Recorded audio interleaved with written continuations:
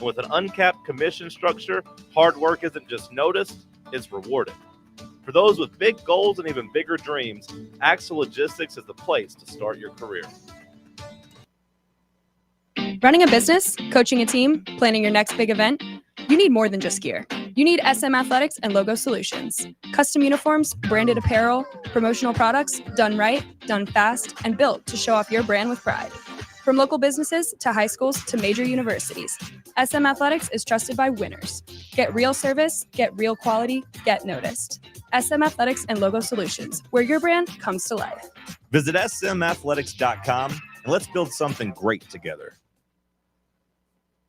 You're listening to FM 105.7 and AM 1340, WKGN Knoxville, and W289CU Knoxville, Fan Run Radio.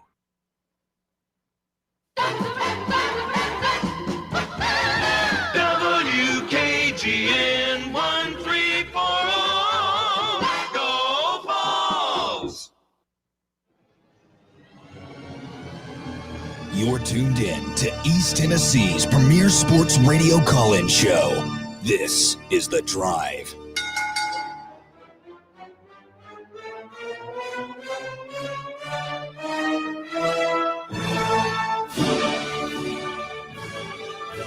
And hello, good afternoon, and welcome to another stellar edition of The Drive here on Fan Run Radio. Russell Smith punching the time clock on a Friday afternoon edition of the show. Locked, loaded, and ready to roll. Full house in your White Claw Hard Seltzer studios. We've got Jace, Bear, Walker all hanging out with me here.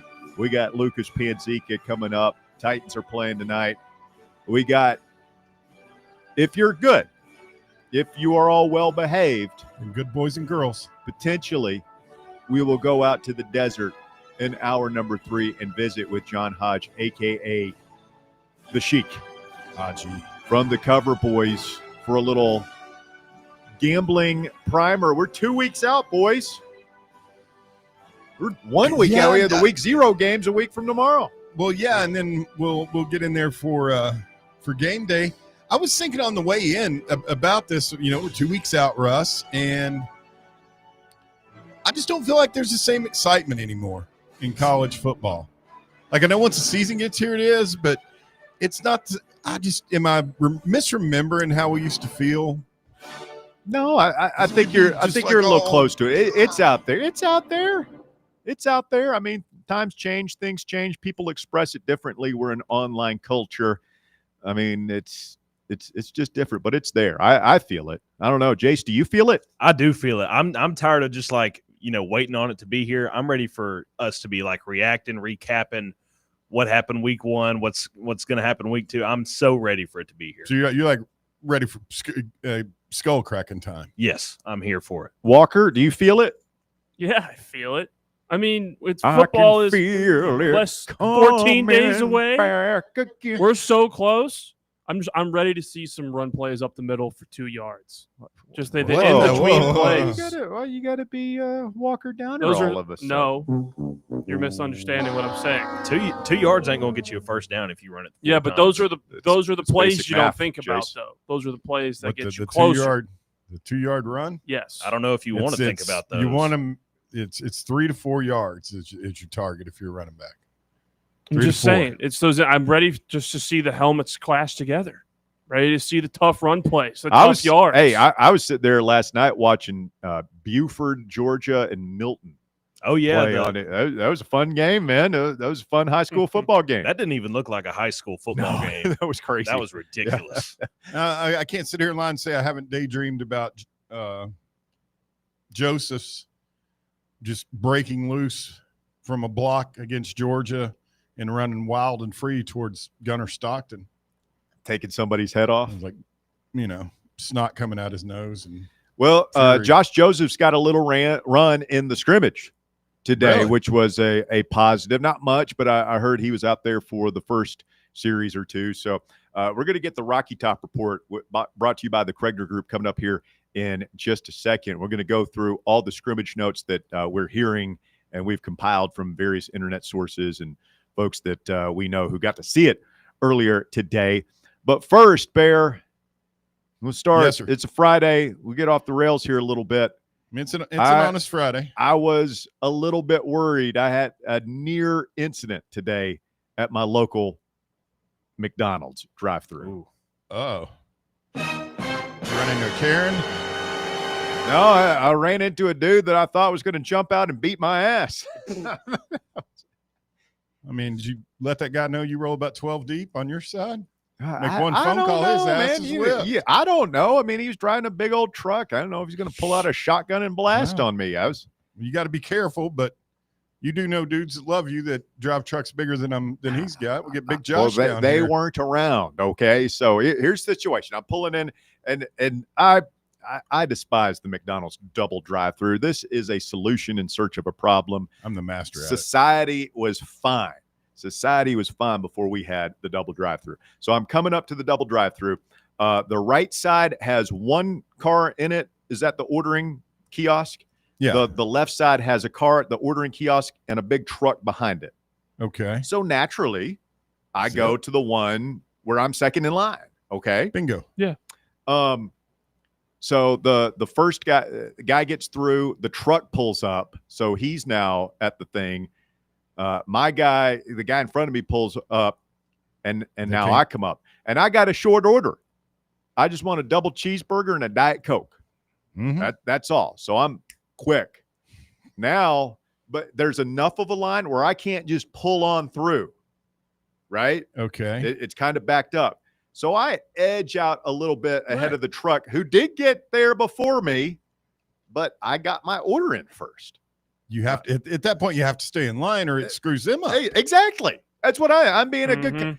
And so, but I can tell this guy, like the guy in the truck keeps edging, like he like wants feel his. Yeah. He knows that he was there first. And listen, I've been in his situation. It sucks. You think you've chosen right. You're first in line. You chose poorly. A guy comes in behind you and then goes first. It's a tragic injustice of the universe. This is why the double drive-through sucks. We don't need this in there. But that situation has occurred.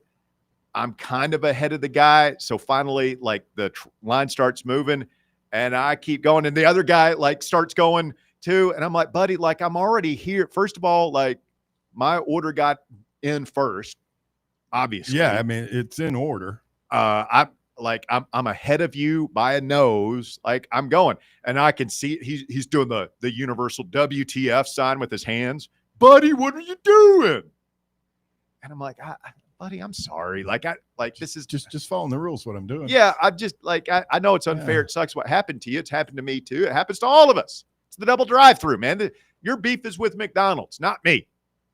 And like I can feel the rage emanating behind me. And of course, like you got to pay, and then you go up to the next one, and you're waiting there, and it's just like, oh my god, he's behind you. Yeah. So I don't know, man. Nothing happened, fortunately. But cooler heads prevailed. It was a tense situation. I just got my food and drove off. I mean, I told the story. I mean, people act crazy. People act crazy, we man. Talked about the double drive-through not too long ago. You were on the phone with me last week when I ran into some parking lot trouble. Yeah. Well, and I mean, I go back to, I've told this story on air too. I mean, this has been 10 years, but I was on Clinton Highway pulling out, and like, I don't even remember what happened. Like somebody did something stupid. We're pulling out of the Target on Clinton Highway over there across from Walmart. That's an easy place to do something stupid. Yeah. And like I rolled down the window, or my window was already down, and like the person beside it was a guy, good old boy in a truck, and he had his girl there. And I gave him what are you doing? That thing. Yeah. And this dude pops out. He's running at me. Middle of Clinton Highway, running, cursing me, wanting to get out and fight. He ran out of his car. We're at a stoplight, and runs up to me, and I just got the hell out of here. I'm surprised people still do that, because the internet is filled with videos of hotheads like that. Well, that's jumping out. Yeah, I mean, like, and some dude like you jumps out and opens up a can. Well, and I'm thinking, like, I slunk out, and I did feel like a little bit of a coward, but I've also had enough time to process. Coward? I had enough time to process, like, is this how I want my Saturday to go? I've got my wife and kid in the car. I think we just had the one at the time. I mean, is this how you want your life to end? Well, yeah, either I get beat down, like best case scenario, I whip this dude's ass and end up on YouTube. Like it's everywhere, right? End up on YouTube. Yeah. Yeah. Worst case is, yeah, I die. You die. I die slowly and painfully Is- in front of my wife and child on Clinton Highway. I mean, it happens, and it doesn't matter who you are. Who was the what was that USC running back's name? Really liked him, and then he played in the pros, and then he got murdered by somebody. The guy went like road rage on him. Yeah, I cannot remember that. Will Smith. No, that was another one. No, it was a running back from USC. I just, for the life of me, just can't recall his name. But yeah, and the poor fella, I mean, he had his whole life. He was like 25. Did you see the video of Terrell Suggs over the weekend? Yes. I mean, did you have to see that video to know that he didn't he's do not anything, the kind of guy to? And he brandished a gun at the guy. I guess was like nothing happened. There was no confrontation, but he was just going ham on this dude in a Starbucks drive-through of all things. Yeah, and he's he was in the wrong. It's like a hand cannon, and it's no small gun either. It's like, dude, you're Terrell Suggs. You could like grab this dude, yank him out of his car, and beat him to death with your bare hands without breaking a sweat. Why do you need a gun? Or you're Terrell Suggs, a pretty well-known nationally, famous football player. Maybe you just want to act like a grown-up, not lose your mind in the Starbucks drive-through. Well, but he's when Bear's giving that advice, you know that you probably up. want to calm down a little bit. This That's- time you've gone too far, as Peter Gabriel's saying. Can you tell me anything stupider than brandishing a gun At a Starbucks? at a Starbucks when everybody on the planet My man hadn't had his caffeine 4K yet. He was, just high needed a definition coffee. camera in their hand? he was hangry. It was in the morning. He hadn't had his coffee yet. Caffeine headaches are setting in. Yeah. Just gets irritable. Terrell Suggs. I mean, I understand, man. I'm without. This is my second week of no coffee. Oh, Ever since I had the GERD issues a couple of weeks ago at my folks' house. caffeine. Yeah, I cut that because How you that's like the feeling? most acidic thing. Like I'm getting used to the hardest thing was just like redoing my morning routine because Just do what I do. Mellow that's- yellow, man. mellow yellow. yeah, that's the first thing I do or used to do was like I get out of bed and go straight for the coffee. Like I go to the bathroom, but then I go straight for the coffee. On a completely empty stomach, you On a pour a yeah. cup of coffee in there. Well, that's what my wife said. Is like you got to eat something first. Eat I'm like, some toast, I man. can't. I just want the coffee. That's like, what I'm saying. it I don't warms really me, like taste of coffee. gets things moving. If you know what I'm saying. Like, and it's what I've done for 15 years, and it's. I'm surprised myself, like how quickly I'm pretty much through with it at this point. But it took the first couple of days were rough. Hey, I need to correct something real quick because you're getting ready to get hit with a bunch of texts. I've never liked drinking coffee early in the morning. I love coffee flavored stuff, but I was never get up in the morning and drink a cup of coffee. Boy, that might need to go on the list. Morning Cup of coffee. It has been a long time since we've had a reading of the list. I mean, if you want to put morning coffee on there, Morning coffee. I don't Do really. you drink hate coffee at all? I've never seen you drink coffee. Me either. I do I've when never it's seen him have cold, caffeine. but I only like it. Hot coffee. Yeah, hot coffee. It's got to be cold outside, and never before like lunch. I always drink it. That's my problem. Like, hell, dude, last December I got back on the Starbucks, the mocha lattes or whatever those things are called. Mochas. Yep. I was going to Starbucks. Not to mention, I started gaining weight. My bank account took a nosedive. Yeah, it's expensive. But I would go down to Starbucks right before they close, like 9:00 at night, and get a gigantic coffee. You go to drink. sleep. I don't. That's true. I get like 4 That's hours true. sleep, and I That come in works. here and I'm foggy and I make mistakes, and then you end up yelling at me. So it was about There to we sound go. like what my grandma does, where she'll wake up in the middle of the night, drink a cup of coffee, and go back to bed. That's nuts. That's kind of psycho. But yeah, old Suggs, he was brandishing a firearm. I'll tell you the other thing. Sun Devil through and through. The thing this is a great benefit is I would drink that coffee. I was like a 2-cup in the morning guy before I get going. And Two then, cups, or did you just have a giant cup? Mug? two mugs. Okay. And then I would spend here. We'll file this in the TMI category. I would spend the next 2 hours basically urinating because it's a diuretic, right? Yeah.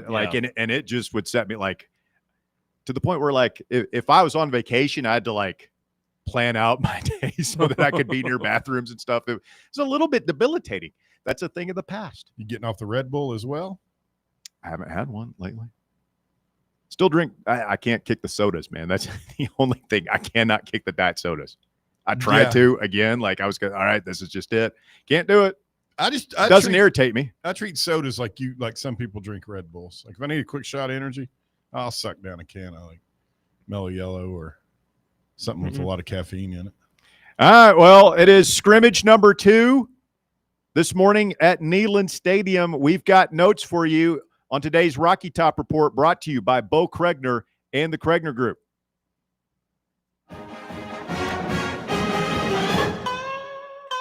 It's time for the Rocky Top Report, brought to you by the Kregner Group. All right, start with the good news, huh? Please. Sounds like the offense. Bear wants to start with the bad news. We're starting with the good news. It's a positive Friday on the show. Offense takes a step forward today. I heard that Joey Aguilar continues to pull away. I mean, it sounds like a matter of time at this point. Josh Heupel did have a Freudian slip in his press conference today after the scrimmage, where he was asked about the quarterbacks and he said they both did pretty good. And then he caught himself and said, McIntyre, George looked good too. So that's the first time that he's like not included McIntyre. I saw that Merklinger or not Merklinger, that Aguilar was a lot more accurate today. Yeah, they said that Mike Matthews had a couple of big plays down the field. That's good. Big splash face. I imagine that has to help Aguilar and even Merklinger for that matter. You know, when you're throwing to the ones. Those guys are ones for Brazel and Staley were held out again. So the ones really haven't been out there, but at least he gets some time to establish a connection with Mike Matthews, who, as we talked about yesterday, we need to break out. Like his 5-star sophomore season, we are depending on him big time to be a playmaker. If Mike Matthews doesn't come through this year, then probably going 8-4. It's just a sign that the offense is probably going to be kind of mid again. Is that all the good news? Probably. No tackling, I think, is an important note. There was it was just a thud scrimmage. They don't tackle anymore in these things. They don't want them knocking heads. Yeah, well, I think it's more they don't want them. A lot of the injuries happen when you grab a guy and pull him to the ground and he's twisting, or you fall on your shoulder or something like that. I think you can still bang heads when you're thudding, as they say, but no tackling. We'll see if that has any impact defensively for the Vols. I guess the good news, because old timers will listen to it and say, well, that's soft. That's soft. Back in my day, we used to have 2 a days. We tackle all day long.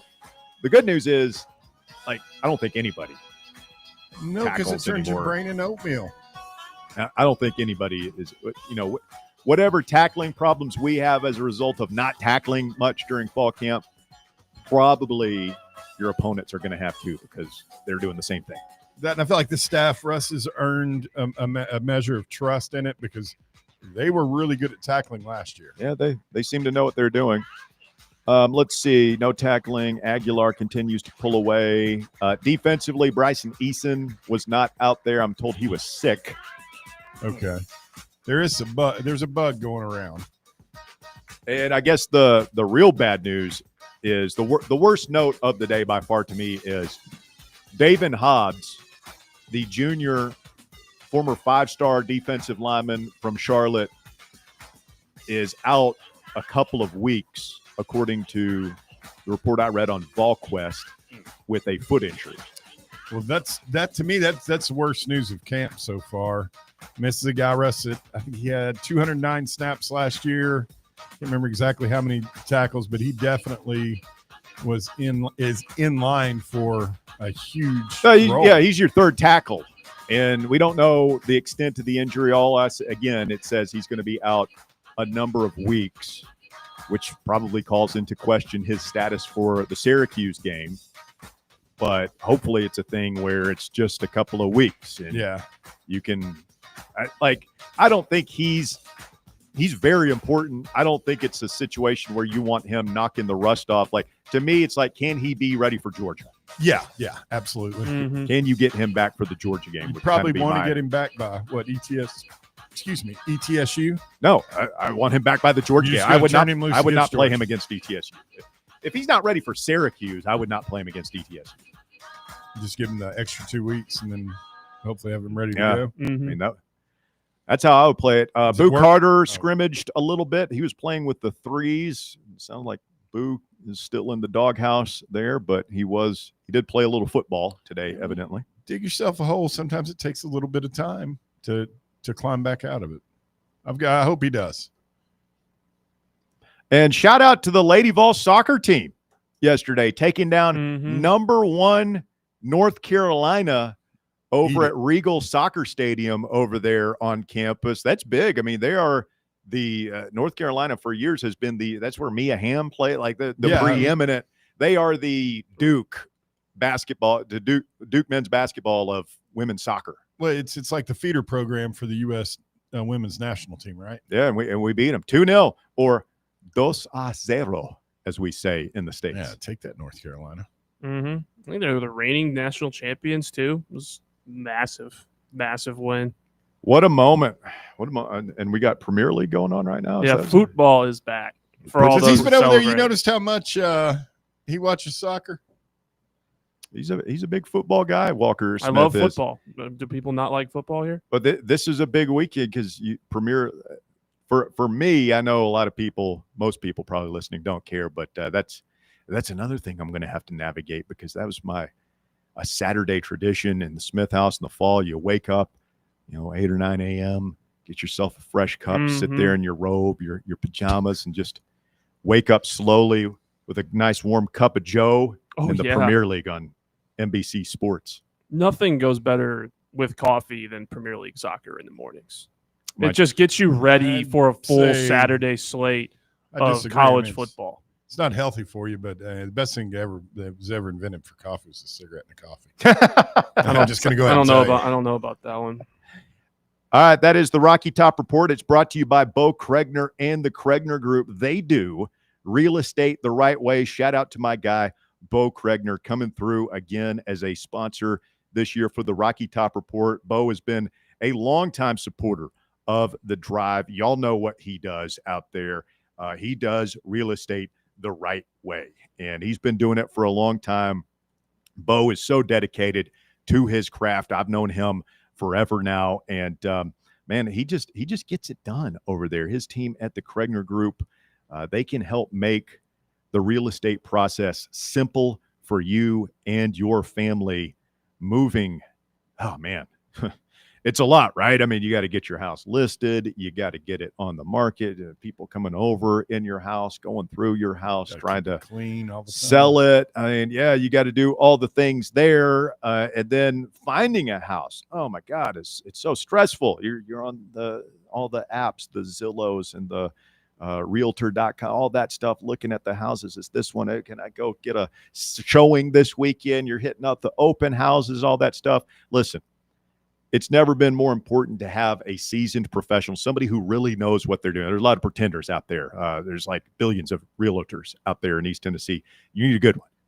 Bo Kregner and the Kregner Group, whether you're selling your house, buying your house, whatever, they are here to help. Call today. Tell them I sent you.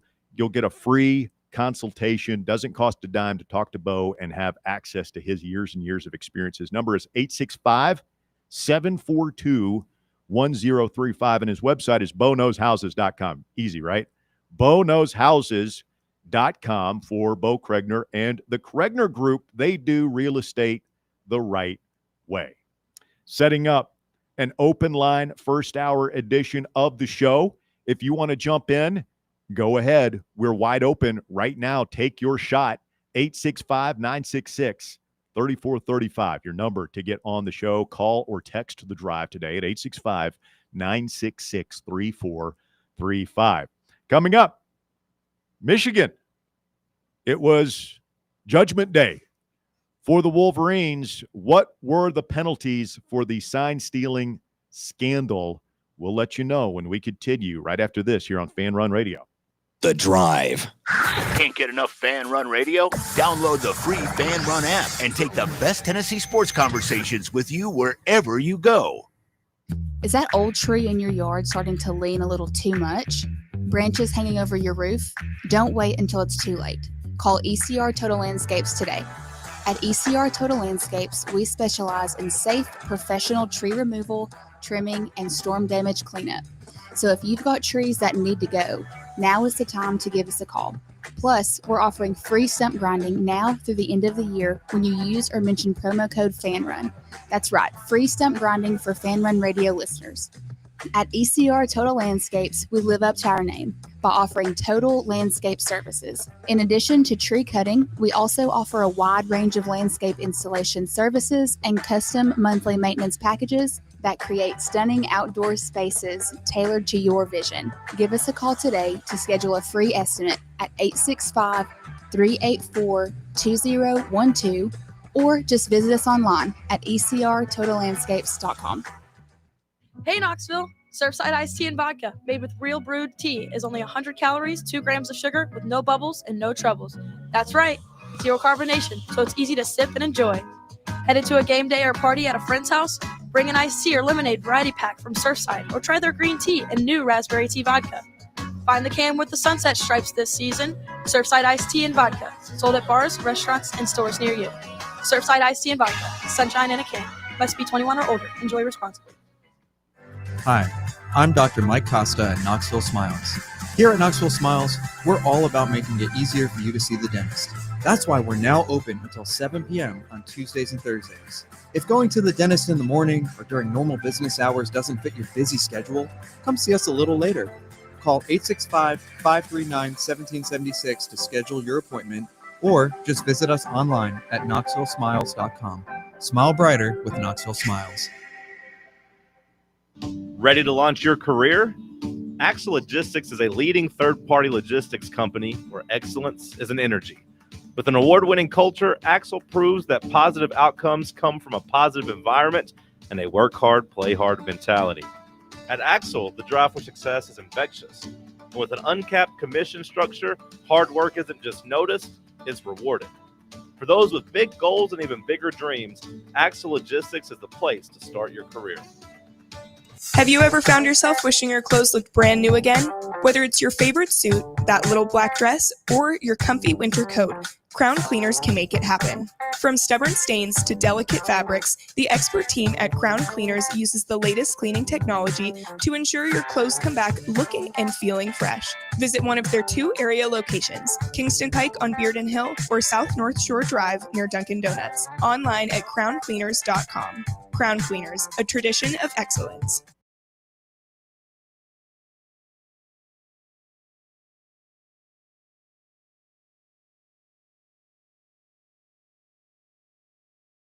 I was just thinking about this song earlier. Is this Joe Walsh? Yeah. Life's Been Good? How underrated is that guy? I love this song. My Maserati goes 185. Now I don't drive. What a jam. Great guitar sound.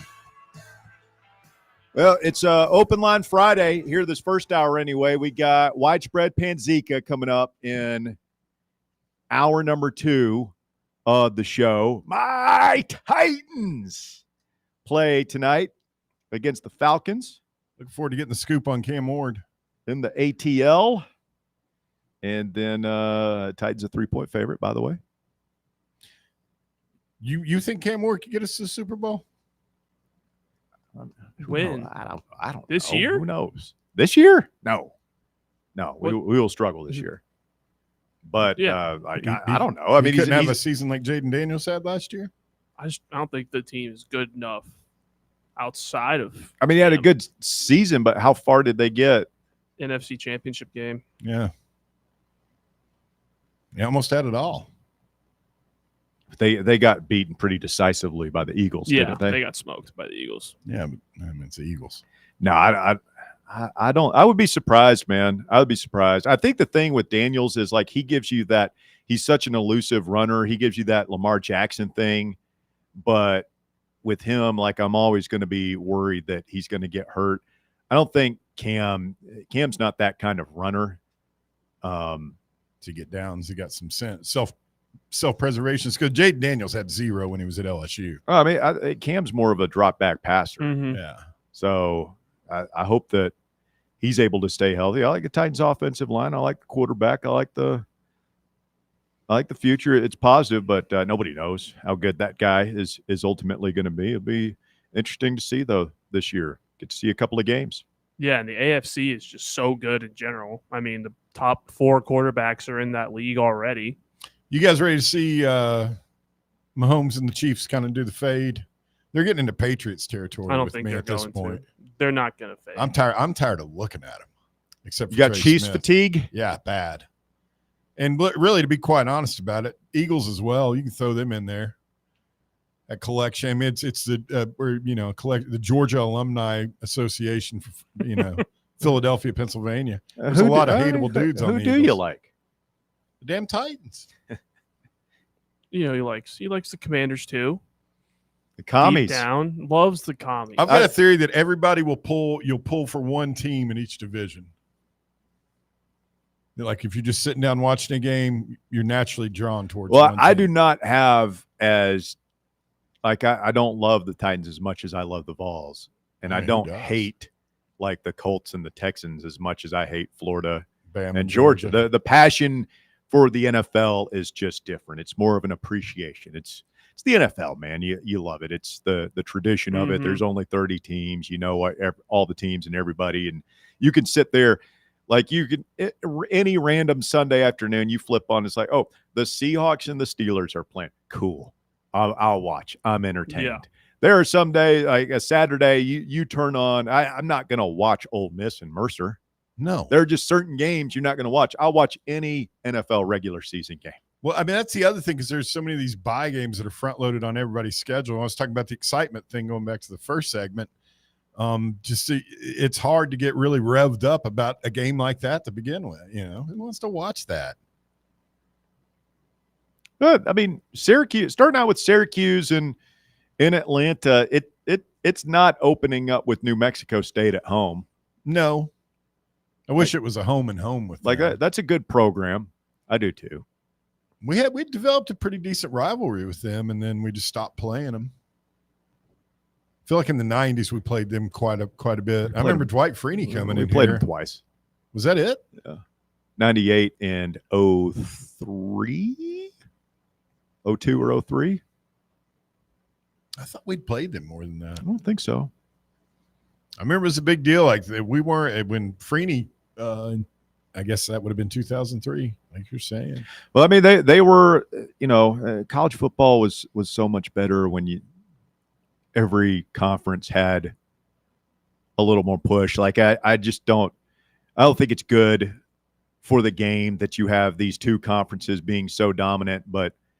When we played up there in 98, I mean, they were in the Big East at that point, right? Was they in the ACC yet? I don't think the Big East had collapsed yet. No, I think they were still in the Big East. And, the Big East had Miami and Virginia Tech and Syracuse. It was a legit conference. Like any of those teams could beat you. Miami especially, but Syracuse was very good. They Donna McNabb. They were a fine program in the 90s. And what was that guy's name? Paul Pasqualoni. And I'm sure they still feel like they should have beaten us in 1998. I mean, they had our national championship team on the ropes. How much luck? I've always wondered, did 98, what kind of deal Fulmer made with the Devil luck. down at the crossroads? You got to have luck. The Arkansas game, the Syracuse game. Am I missing? Is there another one where it was just like I've always wondered that, like if that led directly to the misery. Or we had no luck at all for like 10 years. I think it did. You into sports karma? You think Yes, I'm very into sports karma. Really? Yeah. I thought you were smart. You can have a good mix of the two, of facts and also just believing that what comes around goes around in sports. Why would the phantom pass interference that we benefited from, was it Cedric Wilson in that 98 game against Syracuse, why would that have any impact on us going 5-6 in 2005?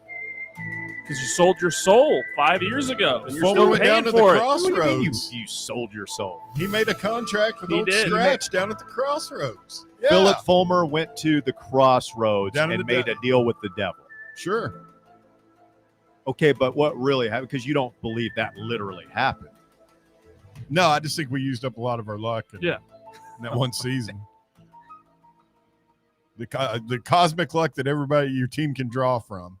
I mean, we made a lot of withdrawals that year. Luck always happens, man. You got to have luck. I mean, we talked about it yesterday with was it Connor O'Gara who said he interviewed Jalen Hyatt.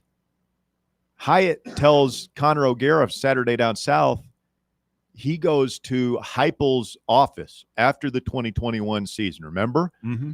Hyatt had been a starter at the beginning of the season. He injures himself, massive concussion, laying out for that deep ball from Joe Milton in the game against Pitt in Neyland Stadium, and ends up not playing much that year. It took him a while to come back, and by the time he got back, it was Velus Jones had taken his spot in the slot. And he didn't play much his sophomore season.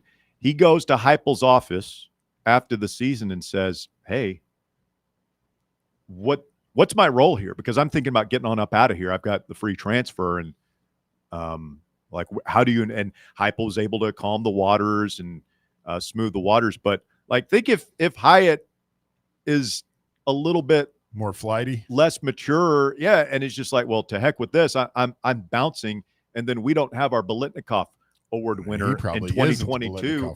You've got you don't beat Alabama. In that game, he scores 5 touchdowns. You don't have that win. Definitely doesn't happen. There's probably, if you go back and look at that season, there's probably a close call or two that doesn't go your way. And then who knows? Who knows where we're at? You don't win the Orange Bowl that year. All the stuff that sort of set the table for last year's success and whatever success you might have going forward. I mean, I don't want to overstate it, but that one meeting, whenever Josh Heupel told him to get him to stay, has had a profound impact. So it's just, you got to have luck. Things got to bounce your way. The GOAT play, though, was when Missouri decided not to cover him at all. Remember that when Heupel snuck him out? I think that was kind of a scheme play, man. Yeah, I think that was a Heupel special. He does that. You used to do it a lot more, where guys would just be wide, naked, open. Do you you miss playing Missouri just so we can't see Heupel torment? Yes. Dorkwitz. I mean, it's I'm really interested to see what they do with the schedules next year, because remember, this is just a flip of last year's schedule. And they said this is going to be a 2-year thing. And then we're going to decide between an 8 and 9 game schedule and a system where we're going to rotate these opponents. And we don't know if they're going to be able to do that, but is that all the 3? Yeah, I mean, I would like to be playing Missouri, South Carolina, Texas, A&M, all the schools that we haven't seen in a minute. I just feel like we've worked up a good bit of heat with South Carolina and Missouri for some reason. Maybe we shouldn't want to play them, though. So they're kind of mid-tier. Like a big rivalry games being Georgia and Alabama. We need to beat Georgia this year, but I don't know if that's going to happen. I don't know if that's in the cards. Cole says there are a non-zero number of K-State fans that think microwave weapon technology allowed us to win the national championship in 1998, using it to force Arkansas and Kansas State to fumble when Tennessee was threatened. I love that theory. That's not the first time we've been accused of using DARPA-like technology against an opposing team. Well, if we had that technology, what the hell have we been doing it for the past 20 years? I'm not sure. It was alleged to have been used in the Tennessee LSU game. Why couldn't we use it 22? In the Mount Cody game against Alabama in 2009? I don't know. Maybe something went wrong with it. But yeah, I mean that's Tennessee has been known to use some type of like space age. Has been known. Black. We've been known to use. Yeah, black budget. No, we haven't. Not known. They've been accused of. We've been accused times. of on the deepest, darkest corner of the internet. Some dude's mom's basement. But yeah, they said that's why the guy fumbled the kickoff. Remember how that game started in 22? The LSU fumbled, and we jumped on it and then scored real quick. Magic Mike says, kudos to the Lady Vols soccer team. Everybody's in a great mood today. That's pretty cool, man. I couldn't believe I didn't know that game was going on, and I started getting texts, hey, we just beat #1 North Carolina. That's pretty cool. It is really cool. Vol Twitter get on and do their thing. I'm sure they circled the wagons. Now somebody's mad online. Phantom pass interference. That was as obvious of a pass interference as Bear is a communist. I was going to say something to buttress your argument, but you know what? You called me a communist. I'm the furthest thing from it. I don't remember that being an obvious pass interference. I remember it being a bang, bang play where it was kind of like Cedric was coming back to it. And I remember it not being a greatly thrown ball either. Like it was, you know, what's very similar to was the, but it looked less pass interference. Like the play against Alabama in 22, the game would have been over if they'd let that interception stand. Was it Brew that got interfered with? Yeah. He got there it was like you said. I thought that one was obvious. It's been a while since I've seen the 98 thing, but the one against Bama in 2022 was pretty obvious. Like the guy got there way, but like as soon as they started showing the replay, they were like, oh yeah, this one's coming back. Okay. I can't remember the 98 one that clearly. To go back and take a look at the film. Michigan has been known to study the film rather closely. They had a whole system. A little too closely. And, today they receive a series of fines that could eclipse $30 million. Fines? Yes. That's what I was saying yesterday. You're just going to make them pay a bunch of money. Hit them in the pocketbook. But they do avoid punitive penalties such as a postseason ban or the vacating of victories, including the 2023 national championship season. The NCAA D1 Committee on Infractions ruling on the Wolverines' advanced scouting case today. The NCAA also imposed an additional game suspension on Coach Sharon Moore, which will be served for the first game of the 2026 season. He's expected to serve a 2-game suspension in the upcoming season, which ESPN reported in May that the university proposed to self-impose. So does that mean it's a 3-game suspension total? Yeah, 3 games, 2 this year, and then 1 in 26. next year. Oh, okay. But he gets to pick which ones? Yeah. I think he's already said it's so lame. This year's is like week 3 and 4. Mm-hmm. Who was it the year that had like Meyer? You talking about Urban Meyer? Like he was the first guy to do that. He spread it out over the whole season. Well, the guys Urban Meyer, when he was at Florida, was running a halfway house, and guys would be arrested for all sorts of stuff. And he would say, all right, well, we're coming down on this guy. We're going to suspend him for 4 games. And that it was like Vanderbilt, Samford, Eastern Michigan, and Bethune-Cookman. And it was like spread out like a game here or there. Like it was just the biggest joke. Yeah, this Urban Meyer.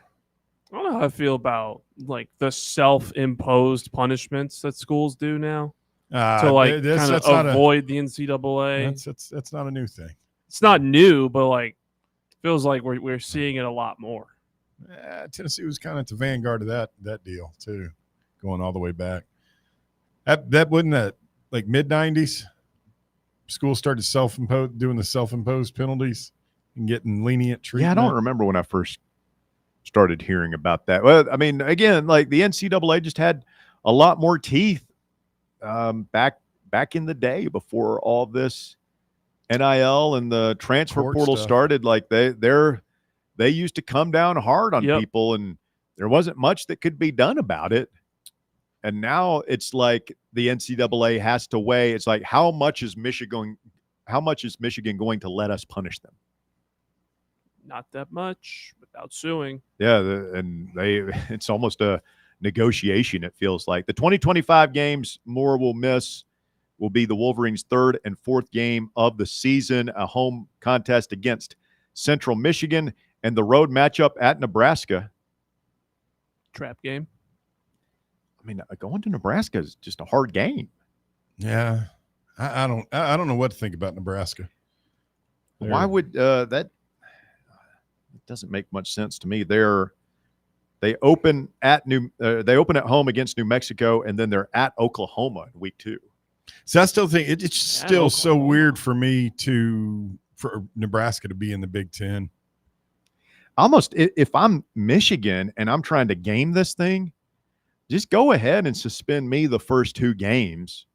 And if we lose the game at Oklahoma, well, at least it's a non-league game, and I can still compete for my conference championship. You still got a game to play with to get to 10. I don't know. I mean, I can understand not wanting. It's in Norman. Yeah. You really don't want to go without your head coach going in like that. I would imagine that would be what I would think they're thinking would be. Michigan was 129th nationally last year in total offense. They were so bad. Remember, their quarterback couldn't throw the ball. Well, they haven't been good since the year before last season. Yeah, when they won the national championship. There was also a different head coach. Yeah, who's not there. Harbaugh left. Well, they're still recruiting. We'll see. I mean, they gave it to the next guy. Yeah, they gave it to the next guy. They gave it to Jim Harbaugh's right-hand man. Took a little bit of a step back last year. They get their superstar quarterback prospect. Sounds like he's going to start as a true freshman for them this year. How quickly will he adjust? You better hope quickly. You get beat. I don't know. I mean, I wonder. I'm really curious to see how their season is going to play out. They're going to slide now that Harbaugh is gone. 4 years probation, fines that could surpass $30 million, recruiting restrictions. Jim Harbaugh gets a 10-year show cause. Yeah. Sharon Moore gets a 2-year show cause, but I guess he's already the coach there. So he's still coaching. But you can't. That's going to come with some pretty draconian recruiting restrictions, I think. Like, if I'm not mistaken, I'll look it up at the break, but I think that may be, like, if you're on a show cause, I don't think you can do off-campus recruiting. Connor Stallions gets an 8-year show cause. I don't think he's ever going to get another job in college sports, is he? Denard Robinson gets a 3-year show cause. And then fines are $50,000 plus 10% of the football budget, postseason revenue from 25 to 26, and cost of 10% of scholarships awarded from 2025 to 2026. They say that sum could eclipse $30 million. So, I mean, that's a hit. It's not nothing. But it's Michigan. Yeah. It's one of the one of the highest athletic department budgets in Larry Ellis's girlfriend. Yeah, just call a couple donors. Yeah. Michigan's buying their way out of this thing. Yeah. Bought a natty. But that is, I mean, that's $30 million that they're going to have to spend that they, could be spending somewhere else for sure. All right, stay with us. The drive continues rolling through hour number 1 of the program here on Fan Run Radio, 865-966-3435 if you want to chime in today on the program. Tennessee hoping to hear good news next week from another 5-star. We'll talk a little recruiting when we continue right after this. The Drive. Miss any of your favorite Fan Run show? Listen to the podcast on our free Fan Run Radio app or wherever you listen to podcasts. Hello, is Tina there? Who's this? Yeah, this is Vince from the hit reality show Wives Don't Tell. Tina applied for our show to confess that her husband won't go to the doctor to get his erectile dysfunction checked. She said she's ready for a guy that can bring the heat. All right, what the hell is going on? You know you're talking to her husband right now? Tina! Well, she wrote the application that her man's performance is questionable. She's basically married to a coffee table. She also said, we live within driving distance to Men's Pro Knoxville, but he's too scared to get a blood test. Oh my, she is done. She is so done. Gotcha, Mike. It's Nephew Tommy. Ain't no reality show. It's a prank. Men's Pro Knoxville is the real deal, fellas. Local experts, test results in minutes. Call 865-544-8220 or hit menspronknoxville.com before your lady books a new co-star. Men's Pro Knoxville, making it happen. Are you ready to make your dream home a reality? Hi, I'm Bo Kregner, and here at the Kregner Group at Realty Executives, we know that finding the perfect home is more than just a transaction. It's about finding your sanctuary, your future, your happiness. Our team is dedicated to guiding you every step of the way, ensuring a smooth and stress-free journey towards home ownership. Whether you're buying, selling, or investing, we're here to help. Call me anytime at 865-742-1035 or just visit us online at bonowshouses.com. Hey, folks, if you're in need of a lawyer, you need to call my friend Jerry Givens. I've known Jerry since high school and can personally vouch for him. He's East Tennessee through and through. And if you're going through a divorce, bankruptcy, or a DUI case, you'll need someone you can trust on your side to help you navigate the local legal system. You can trust Jerry Givens. Call the law offices of Jerry Givens today at 865-801-9250 to schedule your free consultation. That's 801-9250. Citizens National Bank. You want a bank that lets you bank when and where you want to. Your local branch, the grocery store, your computer, your phone, it's up to you. You want people who care about taking care of you and your money too. Citizens National Bank. Banking never felt so good. Located in Knoxville's historic Old City, Barley's offers great food, live music, the best draft beer selection in town, and now your new favorite place to watch sports. Their indoor projector is perfect for any weather, and they've revamped their upstairs area with more TVs to take in all of the action. Their menu features hand-battered chicken tenders, juicy burgers, fresh salads, and the tastiest pizza in Knoxville. You can enjoy their happy hour drink specials daily from open until 6 p.m. Barley's Tap Room and Pizzeria.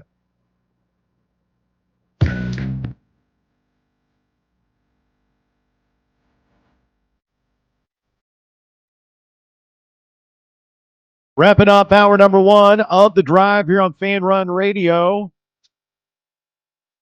Russell Bear, Jace Brown, and Walker hanging out with you in the White Claw Hard Seltzer studios of Fan Run Radio. Getting set for a big hour number two of the program. We'll go out to Music City and talk with Fan Run Radio graduate Lucas Panzica, who's doing big things in the big city now for 104.5 The Zone and Titans Radio.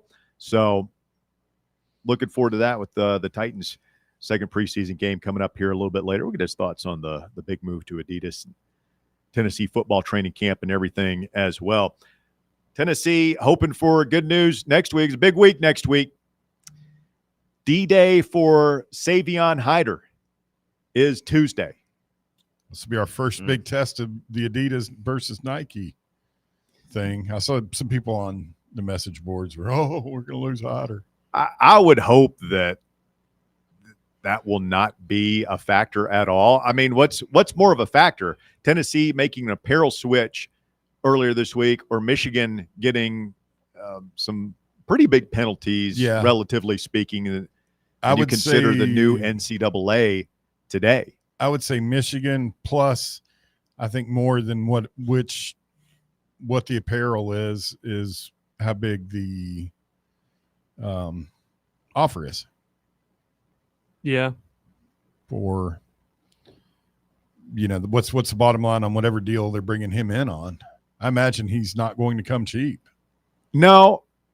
I don't know, man. I would hope that Tennessee can make a competitive offer. I don't know. I would hope that we can make a bigger offer than Michigan. I realize Michigan probably has more money than us to throw at players, but when you talk about a player like that, and it's probably 7 figures per season, I mean, what's an extra $100,000? At that point, I think that you got to have some long-term thinking here. It's like, okay, this is a 3-year commitment, most likely, of where I'm going to live and what kind of education I'm going to get there. I mean, this sounds like a pretty sharp young man from everything that I've heard.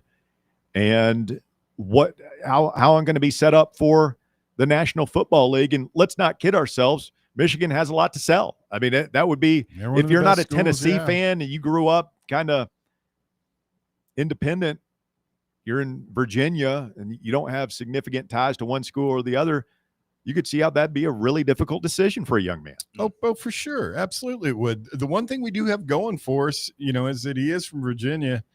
Maybe, the weather. I mean, that's not, I mean, it gets cold as hell up there. I don't know. Has he ever lived up north?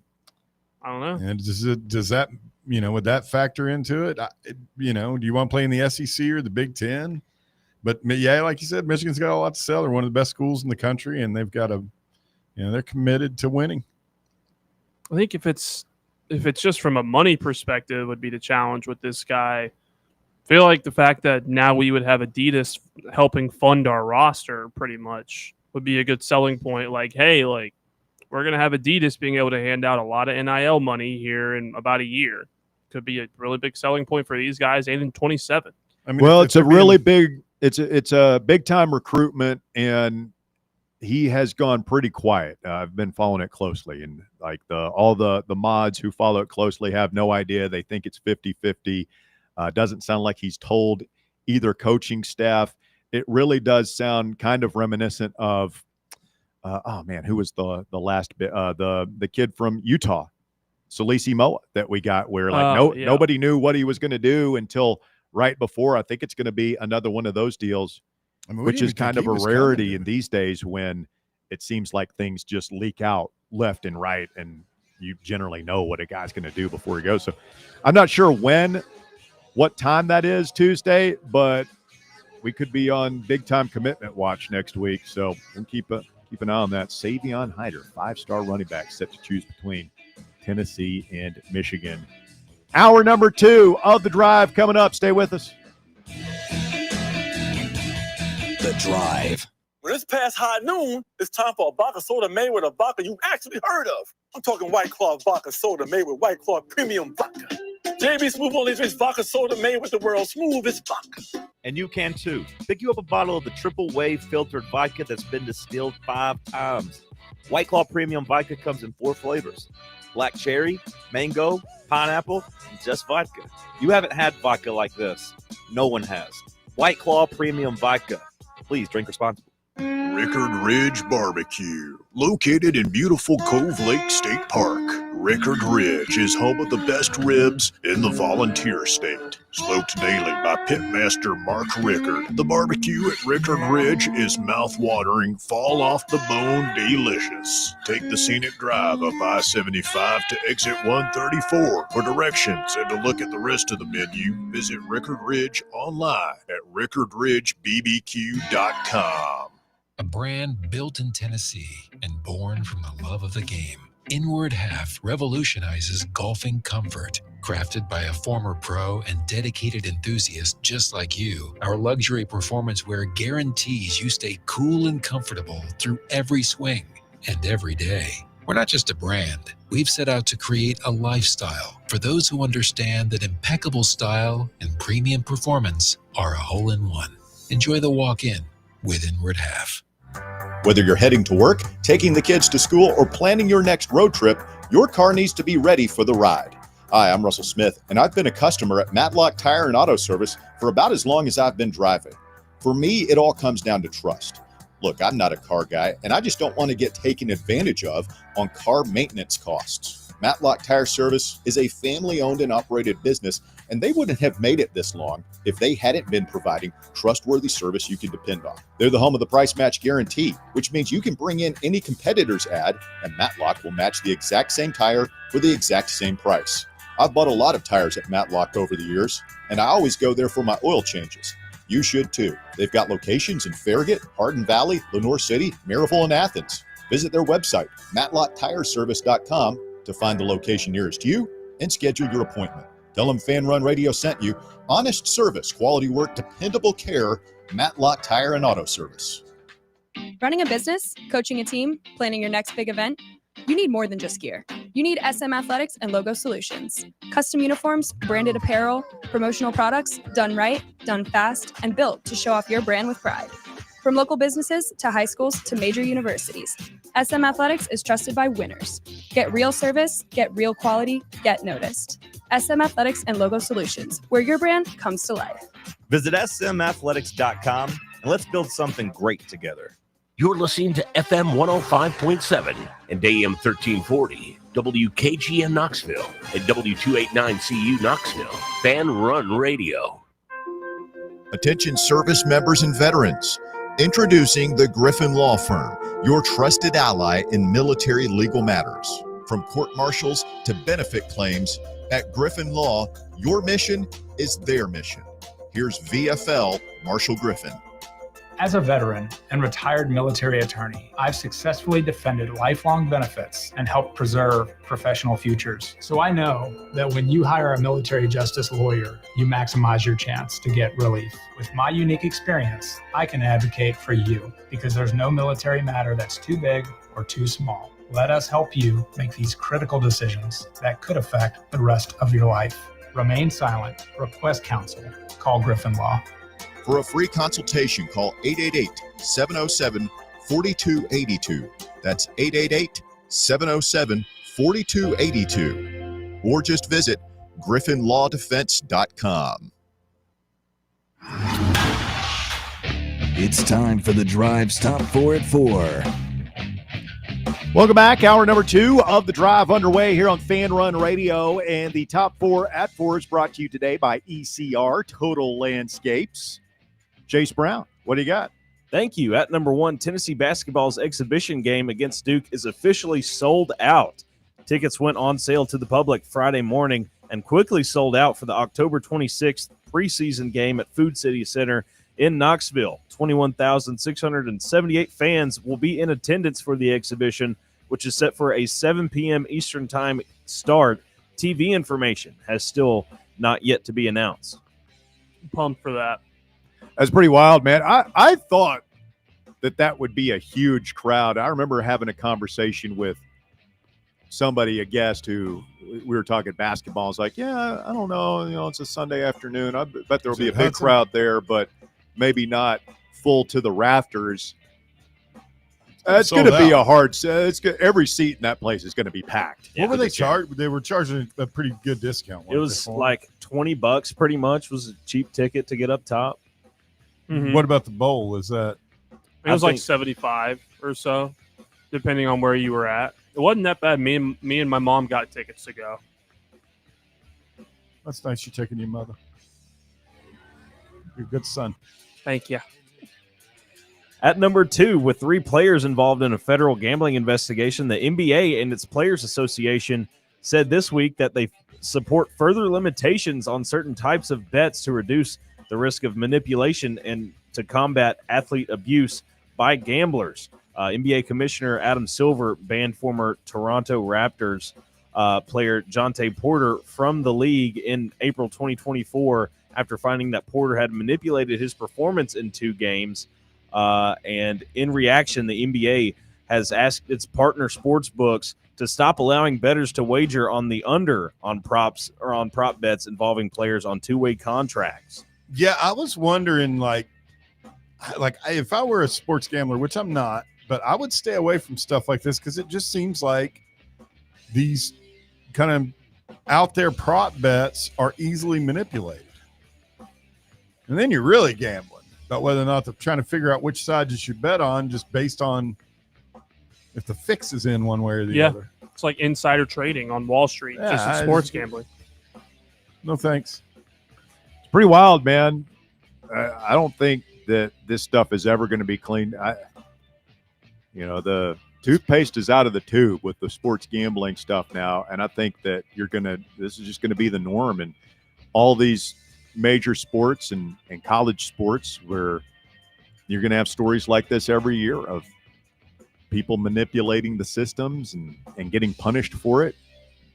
That's why I think that they've got it. Has to be that hard line. If you get caught, you're banished. Yeah. No takebacks. Yeah.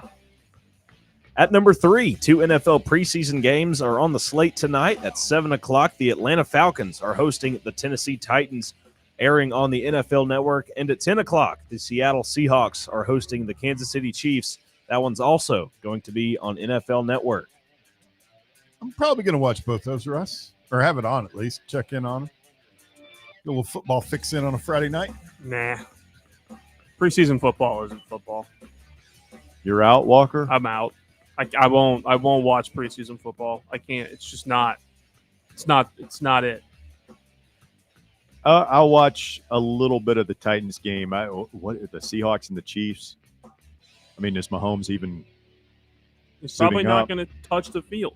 What do they? I feel like the first game, a bunch of starters played a lot of time, and then it was like everybody kind of do that, and then the second and third, fourth games are just they're trying to figure out who they want to keep on. Well, there are no fourth games anymore. Yeah, it's just 3. I think the third game is generally when they shut it down. Like, you're not going to be playing starters at all, hardly. There are some teams that like they only play the starters in the first game, only play the starters in the third game. There's some teams don't play the starters at all. I'm generally with you, Walker. I find preseason football to be about unwatchable. But then again, I'll be watching the Braves and the Guardians tonight, and that has absolutely no impact on anything. So we all have our own of the game. We all have our own psychotic needs, I guess. That's true. What's that Premier League game going over there? It's 1-0. Masochistic. 1-0, second half. Liverpool. Now you don't even need preseason football because you have real football going on. And at number 4, the NCAA Division I Committee on Infractions ruled on the University of Michigan's advanced scouting case on Friday, with the school facing a series of fines that could eclipse $30 million. The Wolverines avoided punitive penalties such as a postseason ban or the vacating of victories, including during the 2023 National Championship season.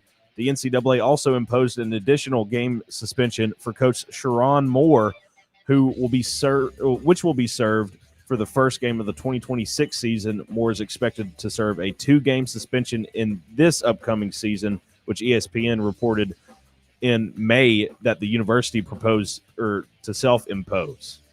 Part of the reason they are not getting hit with anything other than the fines directly relates to Tennessee, apparently, because they cite the lawsuit. Yeah, penalty guidelines were associated with the adoption stuff that I don't understand. Yeah, it's all coming from one of our court cases. So we did them a solid. I still want to know why there's not been a real investigation and maybe just a damn apology that I feel like this fan base is owed for Cockgate. That's to me, that's the bigger story and the bigger crime. And I'm Is I'm an not apology being going to make you feel better about Not losing in even the a orange little helmet or watching Hendon Hooker get his knee shredded? No, but I just at least want there to be an acknowledgement. I mean, so what's worse, the fact that they manipulated the college football playoff or the Spygate, where they had doing all this? I mean, they're kind of all hand the in same hand. thing, yeah.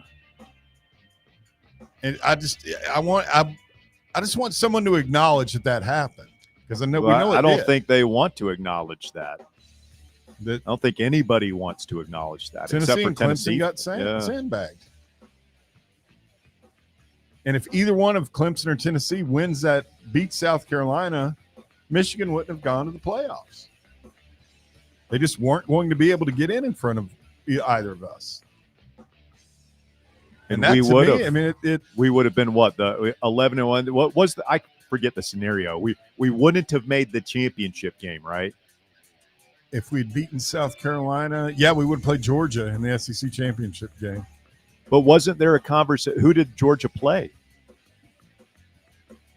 Was that the year they played LSU? What year is this? 2022. Yeah. I think it was LSU. Was that the game where the Georgia kid picked up the block kick and ran it I back think to- so. But what Yeah. was LSU that year? Were they?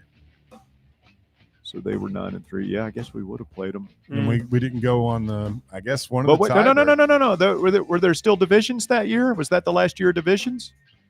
We wouldn't have Might gone. have been. Oh, Yeah, that's we- right. That's the, We're 11 that's and the thing. 1. We wouldn't have gone because we had this conversation. It would have been. We would have been in the playoffs. Yeah, we probably would have been the fourth team at 10-1. We'd have been number 4. And the fact that, to me, that's the ultimate crime which Spygate created. It allowed them to manipulate the playoffs. And I would like them to acknowledge it. I know they're and we not. would have had a shot at Georgia on a neutral field. Yep. Man. With a healthy Hendo Cinco. Ugh. I just want some acknowledgement, Russ, that it happened, because it did. You know damn well it did. Well, you can wish in one hand and poop in the other Yeah. and see which one fills I up feel quickest. like the show of record, figured it out early on. I Everybody don't- thought we were crazy. Remember that? Everybody's kind of saying we were. You were saying I was crazy. crazy. I was the first ones on board, and yeah, everybody. It took you all of said- what, 5 minutes Cockgate. to get me on board? Cockgate. I was laughed at. I tell you. Scorned. Maybe not scorned. Oh, he's Clown. a crackpot. He's just making stuff up. Tennessee Homer. Tennessee radio guy, I think. so. Sour grapes. That's what they said. You're eating sour grapes, Russ. Well, you know what I say? I say. I told you so. That's what I say. They'll never admit it. They'll never admit it. Simple it's- acknowledgement. There's definitely Harbaugh's legacy at Michigan and in college football, to me, is tainted. Like, flat out. I mean, it was under his. He's a head coach. That guy wasn't. He didn't. Don't act like John or Jim Harbaugh. He didn't know wasn't about very that good. He stuff. was struggling there. They were ready to fire him because he couldn't beat Ohio State. Till he turned G. Gordon Liddy loose with an expense The plumbers account. out there. I mean, he did. That guy's at our game on the 50. With the, still, I'll never get over it. I won't get over it. I don't think there's anything someone could tell me to make me feel better about it. Cockgate. Just simply not, Tennessee, Clemson. We know this happened. I mean, poor Hendon Hooker is struggling to establish a foothold in the National Football League. Who knows if he doesn't tear up his knee because they've got our signals and all that stuff. If he doesn't do that, he's not drafted by the Lions. He's drafted higher, first of all, so he's made more money in For his first sure. contract. He's not with the Lions. And whether he's a starter or not, he hasn't been in the hospital, all the rehabs. Like he's almost unquestionably, unless he's like with the Browns or something, he's almost unquestionably in a better life situation. Yeah, I'm trying to think what was the QB class of that 2020 Him and Levis. 2023 year. Yeah, I Yeah, mean, it was him, Levis. Who were the top guys? Oh, that would have been the kid from Alabama. Mac? No, Jones? Young. Oh, right. That was the Bryce Young. Bryce Young, and then that would have been Yeah, CJ Stroud. Stroud. Yeah, those were Yeah, the two. Bryce Young. Stroud. The two top flight ones. So Anthony Richardson.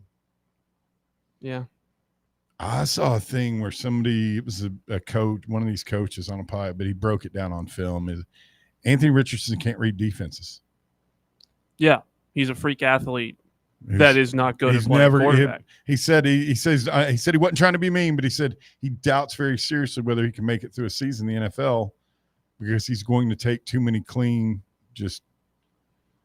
That seems like the Indy situation. On one hand, you've got Daniel Jones, cerebral guy, went to Duke, can read the defenses, probably knows the playbook, but not much of an athlete. And injury prone. And injury prone. And then on the other side, you've got the exact opposite, just a physical Adonis who doesn't know what he's looking at. Yeah, and that's not something you want to be bad at when you're playing in the NFL. No, you'll get killed. if you don't know what you're doing out there. And that's how he got his finger about ripped off the other day, because they broke it. Was so easy. I understood it completely. He diagrammed it out. He goes, this is all he has to do is check here. Top 4 at 4 was brought to you today by ECR Total Landscape. Shout out to my guy Dorian. Sent me a picture of he was getting his stump grinded. ECR Total Landscapes, whether you've got tree trimming, removal, storm cleanup, anything, they can get the job done safely and affordably, licensed and insured, ready 24/7 for emergency calls, big or small. They cut them all at ECR Total Landscapes. Call now for a free estimate. Their number is 865-384-2012 and mention promo code FANRUN when you call for free stump grinding on any tree removal now through the end of the year. That's ECR Total Landscapes, online at ecrtotallandscapes.com. Jamie is next. Good afternoon, Jamie. Russell, what's up? Hey, what's going on? So, guys, y'all remember back when Trey was breaking the Pruitt news, and we were in that little window there where he wasn't fired, but people like Trey were saying it's fin to happen any day now. Before it actually happened, what was that, about a good maybe a week before it actually officially came down from the hill that he was fired? I don't know. I mean, it broke the Saturday of the A&M. It was A&M game is when Trey broke that story.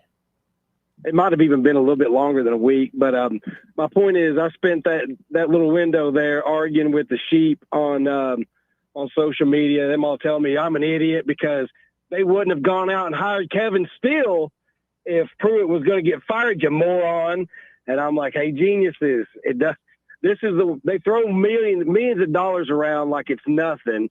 Yes, they hired Kevin Steele. Yes, they paid him $1 million to be here for a month, and then they fired him. 3 weeks. Wow. Kind of like the fact that Michigan made a whole lot more from winning a natty than they spent out on paying for it. Hello. That's a good business model. Tell me I'm wrong. You think they came out on the black or the red on that, Russ? Well, I mean, yeah, they obviously came out on the black, and it's a $30 million fine. Is it worth that for a national championship? I mean, we'd scrape that up for a natty. Probably, yeah. but who wouldn't? That's expensive. Even for them. When you look at it, just on the ledger, if it cost me $30 million to make $50 million, you don't have to be a genius to make that move. But guys, I'm having to do this crap again with these geniuses on social media about Adidas saying, they're just going to be able to give these players more money. What these idiots, and you guys know who I'm talking about. Y'all listen to my calls. Y'all tweet me afterwards and tell me I live rent free in your heads. But guys, it's not about the money that we can give the players, you idiots. It's about when I can go to Alabama, Ohio State, Georgia, or Florida and wear Nike and make the same amount of money. We're not going to be able to outspend somebody because of Adidas. I'm sorry, guys. That didn't put us over the top. Jamie, I apologize. Y'all, help me out, Barry. If the numbers are true, I mean, we're going to have 15 million more. We're just if the numbers everybody's seeing are true, it'd be roughly around $15 million more than most of the schools in the country. And I think we'd be on par with, I think Ohio State gets around $21 million a year from Nike. So, well, I tell you right now, I would love nothing more than to be proven wrong in this, because I was getting for the first time in 10 years since they hired Derek Dooley, I was really enjoying my fandom again. Not because we're winning championships, because we've won one in baseball. No, because we were taking it serious. Because we were taking things serious. We were serious programs. We were doing things that serious programs do. We're mimicking winners to become winners. And now we've decided to take a second-rate apparel company when there was no reason to do so. I hope I'm wrong, I hope I'm wrong. I hope everything continues. I hope that next year when we open the tee, the team comes out and the uniforms look just as sharp as they have under Nike. Because like you, Russ, I've been so excited. You know, I've always said I'm a big black football cleat guy, but man, these uniforms have been so solid, man. The whites are popping, they're bright. That black is the best black uniform in the country. You know, I was afraid we would look, you know, just like everybody else, but man, that black and the orange looks, you know, it's just what a production. And now it just seems like why take a chance? You know, I'm arguing with somebody right now like Adidas, you know, they'll get our orange right. That was so long ago. Well, we'll see. We don't know that. You know, even though Tennessee has control, what does that mean? You think they can just take the Nike uniform that we've been wearing and rip off the swoosh and put on the 3 stripes? I don't think so. I'm sure there's probably a law against that. Yeah. Jamie, thanks for the call, man. I appreciate it. The thing's interesting. I got people texting me saying, like, how does he not understand that Nike didn't make an offer? The way I understand is Nike made an offer. They had a negotiating window, where they were the only ones that could make an offer. They made an offer that we didn't like. And so the way the contract was set up, it goes into a negotiating window after that. Adidas comes in strong. And apparently Nike did not make a counteroffer. The thing we'll never know is, like, how much did Tennessee try to leverage? What was the contact like between Tennessee and Nike at that point? At any point did Danny White go to whoever our contacts are at Nike and say, look, we don't want to leave and go to number 2. Like, being with Nike is important to us. Did he say that? And did he, you know, without coming across too desperate and begging, did he say, look, like, make us a better offer? They're offering $20 million a year total when you throw in all the perks. You're offering, you know, whatever it is, $10 million. Like, I'm going to have to take the offer that's twice as big. Right. Get in the ballpark here. Like, we'll pay an access, but like, and I don't know what that is. Would you take 15 versus 20 from Adidas? Would it have to be 17? Like, I don't know, but that's the thing that we'll never know is, like, what were those negotiations and how much pressure did Danny put on Nike to match? I thought I saw in one of the articles that came out that he basically, or one of the quotes that he basically told them that they weren't going to be able to match it. He said, the article I remember reading was that he said that I can only imagine that the Adidas offer was so strong that Nike didn't even want to match it, which, again, that feels very spinny to me. It's like, I'm telling our fan, like, it's almost, get political here, but it's almost Donald Trump. It's the best deal, the biggest deal. They couldn't even, it was almost like one of those things. So I don't know. I don't think we'll ever know the answers to those questions. All right, stay with us. We got LP, a double live LP, Lucas Panzica from 104.5 The Zone at Titans Radio in Nashville, set to join us when we continue right after this. The Drive. 105.7 FM, 1340 AM. Online at fanrunradio.com and streaming on the free Fan Run Radio app. This is Fan Run Radio, Knoxville. Yeehaw! I've been hooting and hollering ever since I started betting with the VIP Play app. VIP Play has more than 200 leagues, every bet type you can imagine, live betting and live hosts, all with 24/7 support from real live people when you need them. Start betting better with the VIP Play app today. Don't be a better, be a better with VIP Play today. Download VIP Play today or head to VIPPlayApp.com. Make sure you use the promo code FANRUN to take advantage of their welcome bonus and so they know that we sent you. Gambling problem? Call 1-800-8899-789. Must be 21 or older and located in Tennessee to bet. Got a problem tree looming over your home? Call ECR Total Landscapes. Whether it's trimming, removal, or storm cleanup, our certified pros get the job done safely and efficiently. We're licensed, insured, and ready 24/7 for emergency calls. Big or small, we cut them all. ECR Total Landscapes. Call now for a free estimate 865-384-2012 and mention promo code FANRUN for free stump grinding on any tree removal now through the end of the year. Also visit us at ecrtotallandscapes.com. Hi, I'm Dr. Mike Costa at Knoxville Smiles. Here at Knoxville Smiles, we're all about making it easier for you to see the dentist. That's why we're now open until 7 p.m. on Tuesdays and Thursdays. If going to the dentist in the morning or during normal business hours doesn't fit your busy schedule, come see us a little later. Call 865-539-1776 to schedule your appointment, or just visit us online at knoxvillesmiles.com. Smile brighter with Knoxville Smiles. Hey Knoxville! Surfside iced tea and vodka made with real brewed tea is only 100 calories, 2 grams of sugar with no bubbles and no troubles. That's right, zero carbonation, so it's easy to sip and enjoy. Headed to a game day or party at a friend's house? Bring an iced tea or lemonade variety pack from Surfside or try their green tea and new raspberry tea vodka. Find the can with the sunset stripes this season. Surfside iced tea and vodka, sold at bars, restaurants, and stores near you. Surfside iced tea and vodka, sunshine in a can. Must be 21 or older. Enjoy responsibly. Ready to launch your career? Axle Logistics is a leading third-party logistics company where excellence is an energy. With an award-winning culture, Axle proves that positive outcomes come from a positive environment and a work hard, play hard mentality.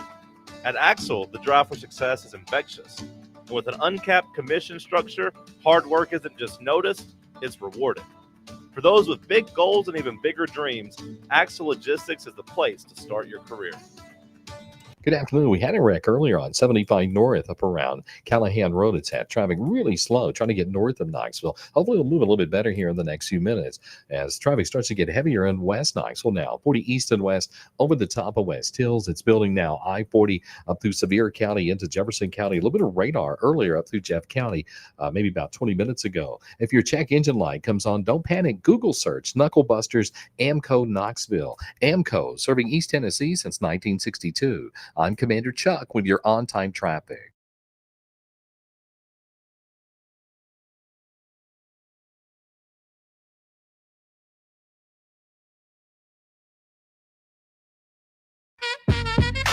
Well, Jamie's got them all riled up on the Twitter machine. Yeah, that's what Jamie lives for. Vol Titan says, imagine Jamie Ukraine with another dumb call. Get off the freaking air, moron. Oh, no. Wow. A little harsh. Fall Titan coming in hot. Michael says if Jamie is all about championships and being a Nike sheep, he should become an Alabama fan. Roll down Tide. He came in like a, and what kills me about it is Russ is his. I figured out pretty quick his whole phone call was about his social media issues, beefs he's having with people. No, I think Jamie is sincere. I think he is really tore up about the switch to Adidas. I think he's IRL mad about it, and yeah, he's wanting to clap back at some of those people. I think it's been a difficult week for Jamie Utah, and he's lashing out wildly, letting the chopper spray in all directions. It's been a minute since he's done this. Well, it's been a minute since we talked to our old pal Lucas Panzica, 104.5 The Zone and Titans Radio in Nashville. Let's get him on the air and break things down. Good afternoon, LP. How are you, sir? Good afternoon, guys. I'm doing well. I feel like if you're still worked up about the Adidas thing, like you just got to look inward, man. They're still going to be wearing orange and white. The money is there. They're not going to be having the weird stuff that was going on with the off-brand orange design and the weird checkerboard undershirts. Like they've got it covered in terms of the design. I understood the initial reaction because those jerseys were terrible. The 2011, and they coincided with bad football and just bad memories. But at this point, like with all the information, there's still that many people that are just this hung up on the logo. I hope so. I feel for Jamie Utah because Russell's over there a little bit. I'm not as, at a certain point, you just sort of like CG said yesterday, like you can whine about it all you want. It's not going to change. I'm not going to announce my fanship. I shuddered a little bit when Lucas brought up the checkerboard undershirts. I saw you. Those I'd forgotten about those. I hope so, man. I hope that Adidas, because You know, Give I me the look shivers. at what they're doing still, and some of the, no offense, Walker, but they got your Arizona State boys looking like clowns out there. Those are good uniforms. Those are awful. They're really good uniforms. They're really good uniforms. They're still out there creating crimes against fashion, and I just hope that that what the brass at UT is telling us that no, we got this under control. We've got creative control. The design is in house. It's not some dude listening to techno music in Germany. Dieter, Tennessee will wear this. What was it? Autobahn? Dieter from Sprockets. What was the album? The group from the Big Lebowski they had? Oh, the I can't remember. The Nihilists. The Nihilists. Flea was one of the Nihilists. Yes, he was. All right, Lucas. We got Titans preseason game number 2 tonight in Atlanta. No home preseason games yet. Is the third one at Nissan? Yeah, they've got the Vikings at home next week, next Friday. All right, very good. So I guess the first question, how much is Cam Ward, how much are we expecting to see Cam and the starters play tonight? We're going to see them some. So, we're going to see Cam some. I think we're going to get a couple series with Cam Ward. Not expecting to see Calvin Ridley out there. Not expecting to see Tyler Lockett out there. And for good reason. We saw Cam get 2 series in last week, completed 5 balls. 3 of them were to Calvin Ridley, 1 of them to Tyler Lockett. And especially as it pertains to Ridley, that connection is solid. Like Cam Ward is going to look to Calvin Ridley all season long. They have got to manufacture a supplementary option there as a number 2 or a number 3. And they'd love to get it out of one of these 2 rookies, whether it's Shimre Dike or Elok Iomanor, who after the first few weeks of camp, it feels like you would lean towards Iomanor in terms of which of those 2 will have a more consistent role in the offense. So apart from some of those receivers and some of the usual guys that just don't play in the preseason, like Jeffrey Simmons, don't expect to see Kevin Zeitler out there. You're going to see some starters play. It'll be limited, but they will be out there, including the rookie quarterback. Yeah, man. I was a little bit surprised. I'm just sort of watching passively at the house over the weekend. Really excited to see Cam play. The first series was whatever. The second series, I'm pretty excited. I know he threw the one ball that should have been picked, but man, it just looked good to see somebody finding Ridley consistently. We know what a weapon he is, but it feels like the last 2 years of his career have been more or less wasted with the Titans. And it was good to see him targeted and get to show out a little bit. Some of the online reaction I saw wasn't too positive. I don't know. What did you think of Cam's first appearance against the Bucs? I thought he settled in. That first series, you're right. They kind of get behind the sticks a little bit. And then on that third down, he gets flushed out of the pocket, maybe bails from the pocket just slightly too early. And then there's the throwaway that doesn't get out of bounds. He just kind of lets it bounce onto the grass there. And you'd love to see him just chuck that thing into the 5th row, right? And then the second drive, he comes out and you see that explosive play to Calvin Ridley. You saw them get set back with the penalty, get into, I believe it was a 2nd and 20, and be able to pick up 10 yards and then pick up another 10 and move the chains. So some situational stuff that you liked. And the second drive was an 11-play series that ends in a touchdown.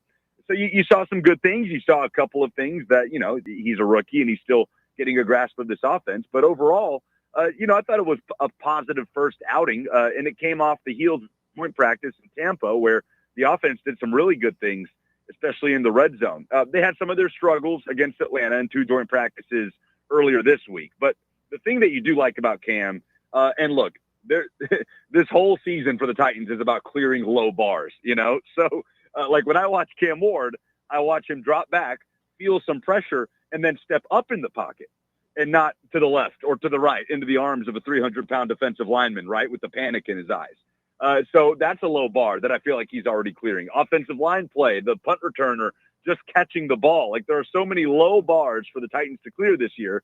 And so maybe that's part of why I'm already so initially positive on the quarterback. But I do like seeing him take ownership and regurgitate talking points that he gets from the coaching staff, and just feels like he's wise beyond his years when he does speak about these things. So I'd say it's been an overall promising start to camp for Cam Ward, understanding that this team's going to have its deficiencies.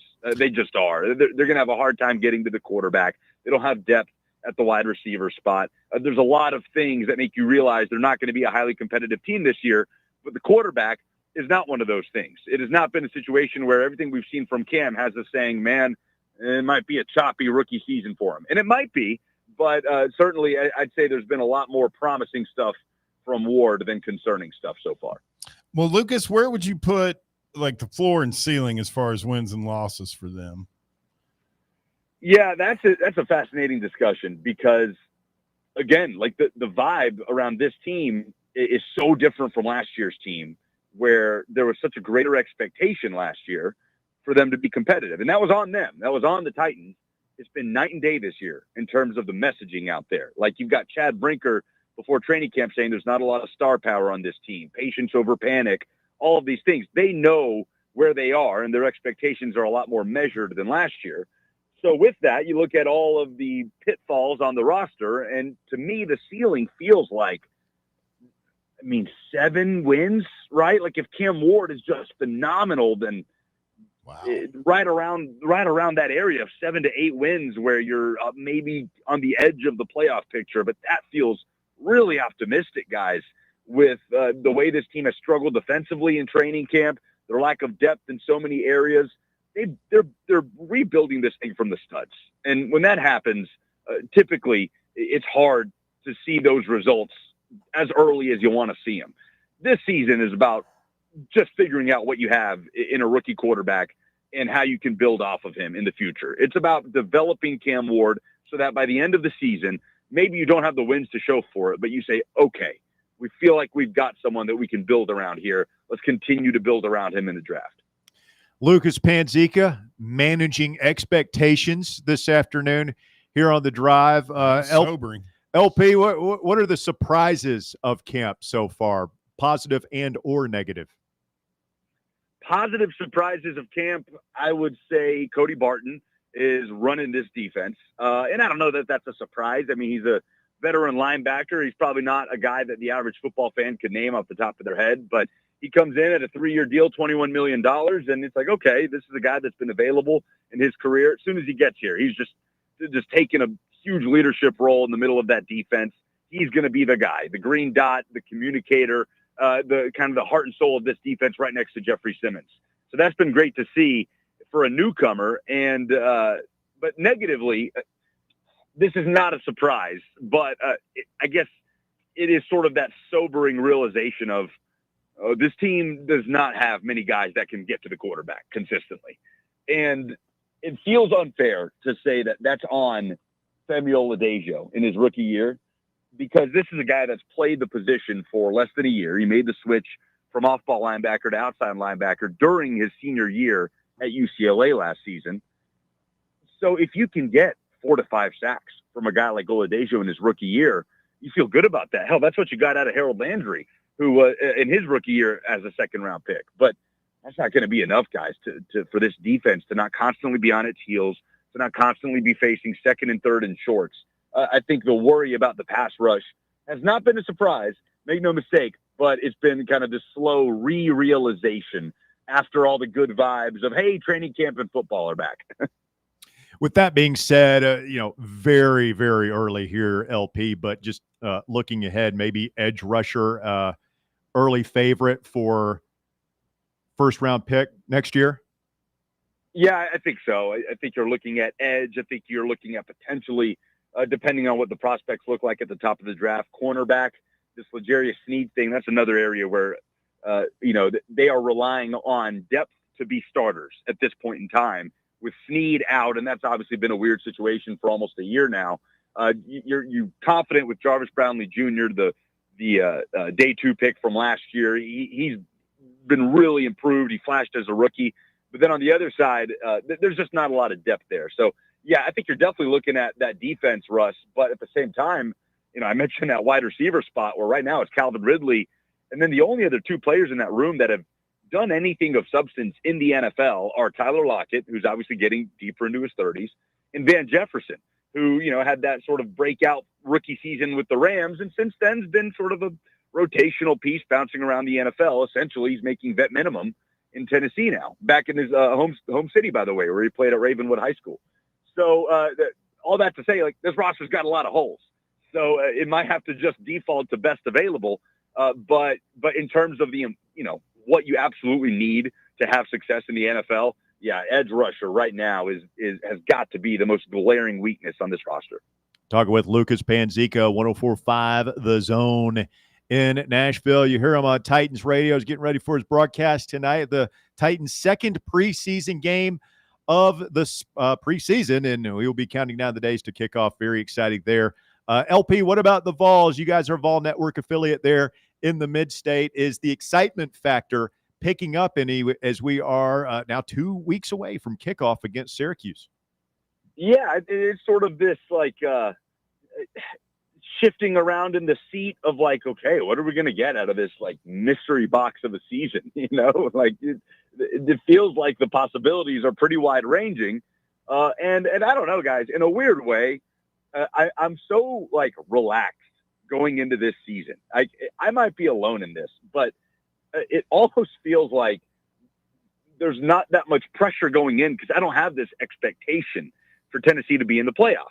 I have an expectation of Tennessee to be competitive in just about every game it plays in what is honestly a pretty favorable SEC schedule, and to be in that kind of 8-9 win range.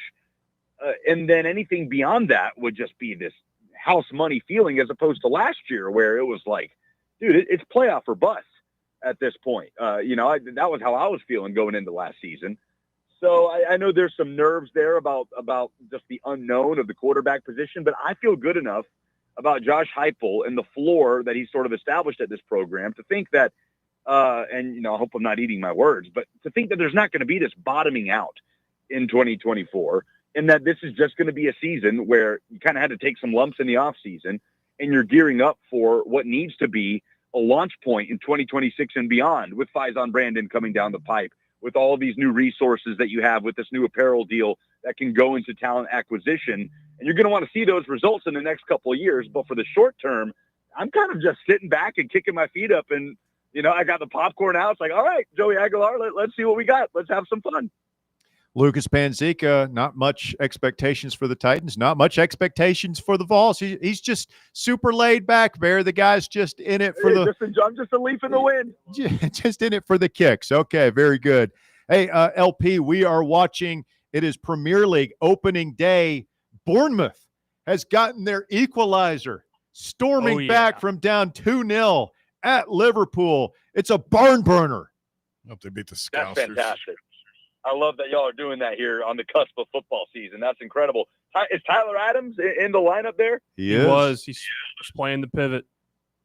Fantastic. Love to hear it. Very exciting. All right, Lucas, we'll let you run, man. Have a good broadcast tonight, and we will be catching up again soon, I'm sure.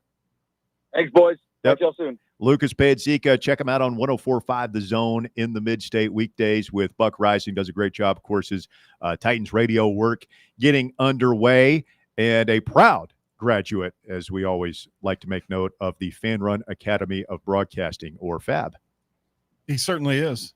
Did you happen to watch? I meant to ask him. I sent you guys. I didn't understand the English soccer chanting.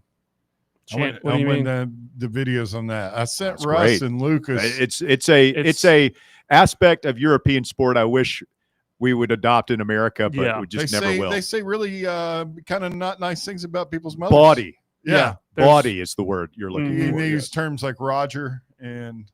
Well, they use worse than that.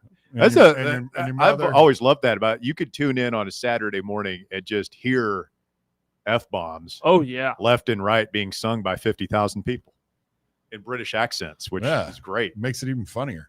I mean, you can do that on Saturdays too. Yeah, but we don't. But that's the thing. I mean, Tennessee does in like basketball games. Well, they'll start chanting "Bleep you, Bama" or Florida, and like the fun police come out of me like, "No, please don't say that. Stop that. By Herb We're Street better Fowler. than that. Do you we think are better than that? No, stop it. Like they'll send like Gandhi Plowman or like Sterl the Pearl get up in front of the studio. We ain't better than that. No. Have you met us? The pearl clutching, is. And I get it. There are kids there. It's whatever. There are kids there in England. Heck exactly. Yeah. They're probably going to sip off Pop's lager. I mean, we are those people. We will throw mustard bottles and golf balls. Yeah, we just won't come up with original chants, original songs we could be out there singing. Instead, we throw stuff, which, soccer teams. Maybe we'd be better if we broke into song. Maybe get a little creative with it. It would be weird that like if the four of us were tailgating, we're getting set to walk into Neyland Stadium before the Georgia game, right? And we just broke into like a chant, a song sung to the tune of like some. Like Mary Had a Little Lamb, Yeah, some show tune that everybody knows. But we've replaced it with like pro Tennessee lyrics. People would be like, "What are those guys?" Like, people aren't just going to join.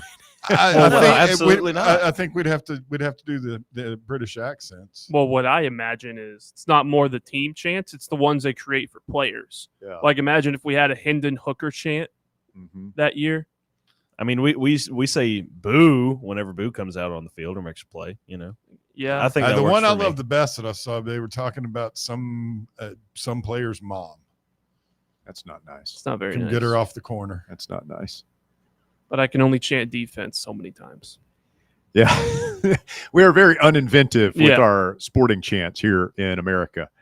All right, 865-966-3435, your number if you want to get on board. We'll come back to your phone calls when we continue next here on Fan Run Radio. The Drive. Streaming worldwide at fanrunradio.com and on the free Fan Run app. This is Big Orange Country's sports talk radio superstation. Fan Run Radio, Knoxville. Hello, is Tina there?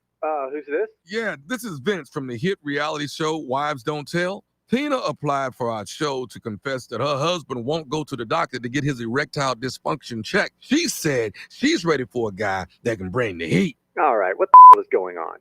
You know you're talking to her husband right now?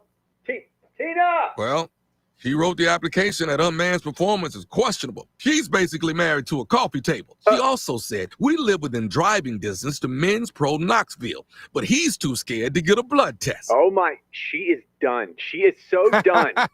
Gotcha, Mike. It's nephew Tommy. Ain't no reality show. It's a prank. Men's Pro Knoxville is the real deal, fellas. Local experts, test results in minutes. Call 865-544-8220 or hit men'sproKnoxville.com before your lady books a new co-star. Men's Pro Knoxville, making it happen. Hey, folks, if you're in need of a lawyer, you need to call my friend Jerry Givens. I've known Jerry since high school and can personally vouch for him. He's East Tennessee through and through. And if you're going through a divorce, bankruptcy, or a DUI case, you'll need someone you can trust on your side to help you navigate the local legal system. You can trust Jerry Givens. Call the law offices of Jerry Givens today at 865-801-9250 to schedule your free consultation. That's 801-9250. Life is more fun with a Good Life checking account from Citizens National Bank, offering extra benefits including bank travel. Experience the magic of the holiday season with a festive getaway to Charleston and Savannah. From twinkling lights to charming carriage rides, this trip immerses you in Southern holiday traditions. Join them by calling 865-429-7935. Citizens National Bank. Banking never felt so good. Member FDIC. Located in Knoxville's historic Old City, Barley's offers great food, live music, the best draft beer selection in town, and now your new favorite place to watch sports. Their indoor projector is perfect for any weather, and they've revamped their upstairs area with more TVs to take in all of the action. Their menu features hand-battered chicken tenders, juicy burgers, fresh salads, and the tastiest pizza in Knoxville. You can enjoy their happy hour drink specials daily from open until 6 p.m. Barley's Tap Room and Pizzeria. Good afternoon. Still busy right now on all the major outbound routes, especially Alcoa Highway southbound. All that traffic pushing back towards the Blount County area. Heavy right now, but moving northbound. 75 traveling up through Anderson County. No shortage of radar up through there earlier on 75 throughout Anderson, Campbell County. We've also had to deal with a little bit of rain in both of those counties throughout the afternoon. Hey, don't miss the Atlanta Braves Alumni Golf Tournament this year, September 15th at Aguani Farms in Blount County. Check out fosteringhope.tn.com. I'm Commander Chuck when you're on time traffic.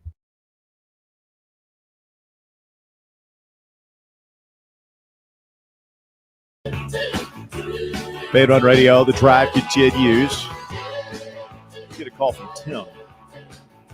Good afternoon, Tim. You're on the drive. Hey, how's it going? Hey, what's up, man? Appreciate the Premier League update for those of us who have real jobs and can't watch the Friday Friday fixture. Oh, you're missing a banger, Timmy. It's a banger, I tell you. I mean, You technically, talking about go ahead. Oh, I'm sorry. Go ahead. No, Technically go what? ahead. Go ahead. Were you talking about the Fox Soccer Channel that used to be the only place that would have Premier League with the bad language? Yeah, man. Like when they moved to NBC. Yeah, NBC and Peacock. That was the biggest thing for soccer in this country is people being able to watch those games, and they do a great. NBC does such a great job covering the Premier League. Well, fair enough, but I do miss the days where you had the Fox Soccer Channel, and then you'd watch that about 7:30 on Saturday morning, then head over to the game day or the college football. That was pretty sweet. I don't know. It seems like NBC overhypes it a little bit too much. I don't know. I mean, they've definitely made it more accessible to the fans. And what got me, like, I'm not going to sit here and lie to you and pretend like I'm a fan. Like Russ and Walker know all about it. Quoted chapter and verse. The part that appeals to me is once I figured out that their fans are just as crazy, if not probably a lot crazier than college football fans. The passion. Oh yeah, definitely. I love it when a bunch of railroad flares go off in the stands. Oh yeah, I'd say they're crazier than most college football fans. Like, what do you guys think would happen if somebody lit off a bunch of like orange railroad flares? Another tradition I wish we would bring to. I think that's flares awesome. would be awesome. Or unfurling those long banners, that go across. Oh yeah, the 12 tifos. rows, Those things are something so derogatory. Is derogatory things written on it? No, it's normally just like a cool image of a player or the logo or something like that. Well, the last thing, going back to the Adidas days, back in '98, the O-line, there was a lineman from where I'm working down here in Winnie, Texas, and he bit off somebody's ear, but I can't remember his name, and I couldn't find it on the roster. But that '98 year, they wore the three stripes, but you couldn't touch that O-line. I'm trying to remember. I think he played with Chad Clifton and those guys. We had a guy that bit somebody's ear off in a bar fight or a fight or what? On the win? Yeah, I think so. I'll find out and call y'all back next week. But I was at the site today working with a guy who played against him in high school. Hampshire Finette versus Winnie, and this dude was a heck of a lineman. And I recognize his name, but I can't look at it because I'm driving. But I don't know that you can fault the three stripes, man, because we did all right when Al Wilson and Jamal we Lewis did, put but them all. the Adidas stuff, I mean, people say that the Adidas stuff, first of all, the shoe game wasn't as big of a thing back then for whatever reason. But the Adidas stuff, like when they first came on the scene, like it looked pretty sharp. It wasn't until like, right. Yeah. Well, the Dooley era that like it really started to come off the rails and the product got shoddy. Somebody you want to talk shoes? Bear probably remembers 1988 versus Alabama when the idiots came out wearing orange shoes, man. That was the pitch. Yeah, those things are in Siberia. Ended up in Siberia, I think. Oh God. Yeah, I mean the Dooley years. That was pretty rough time. Somebody made a good point in an article. Because we were down, that was part of the problem. We didn't have good leadership. There was nobody over there that could, deal with the Adidas people and be like, no, this is not it. Yeah, that was another one when I was there when they played Colorado at the Angel Stadium. I think that was 1990, and that's before the internet, so they came out in the black shoes. It just blew everybody away. Nobody knew they were going to be wearing black shoes. I was a big fan. I'm a big fan of the black cleats. Yeah, definitely. The classic Tennessee, the 90s look. So Andy Kelly. And whatever happened to Kelly Washington, the future, man? Is he even alive still? Oh, yeah, I think he is. Kelly, what happened to who? Kelly Washington. Where'd he end up? I mean, I would assume he's alive and well. I mean, he's long since retired, but yeah. I think he's been back to UT. Do you remember the name of Kelly Washington's dance? No, I don't. The squirrel. Is that when he would pass the ball between his legs? Do you remember when Kelly Washington and ESPN was coming in here to do a feature on him? and Game Day did like a feature on him, and he came out in like a pair of shorts all tucked up in his underpants, and he was like all baby oiled up. He was all shiny. Yeah, unfortunately, I do remember that. Yeah. That dude was like, we've had some diva wide receivers. Wide receiver U's had some diva wide receivers come through here, but he takes the cake in terms of that attitude. I mean, that's not the first time a Vol got all oiled up for a picture. There's the infamous picture where they're all flexing shirtless and look like they're about half oiled. Well, they do up. that every year. I mean, that's an annual picture that all the teams take. But Kelly Washington was on a different level. He wasn't I don't think he was as good as Carl Pickens. Of course, y'all may not remember him. No. I mean, he like I'm saying, like he wasn't. I mean, I don't even know if Kelly Washington is top 5 all time with some of the great wideouts we've come through here. No, but I don't think he is. Just in terms of the diva attitude, he's number 1 with a bullet. Well, the old boy from Winnie, Texas that played O-line, he's not a diva.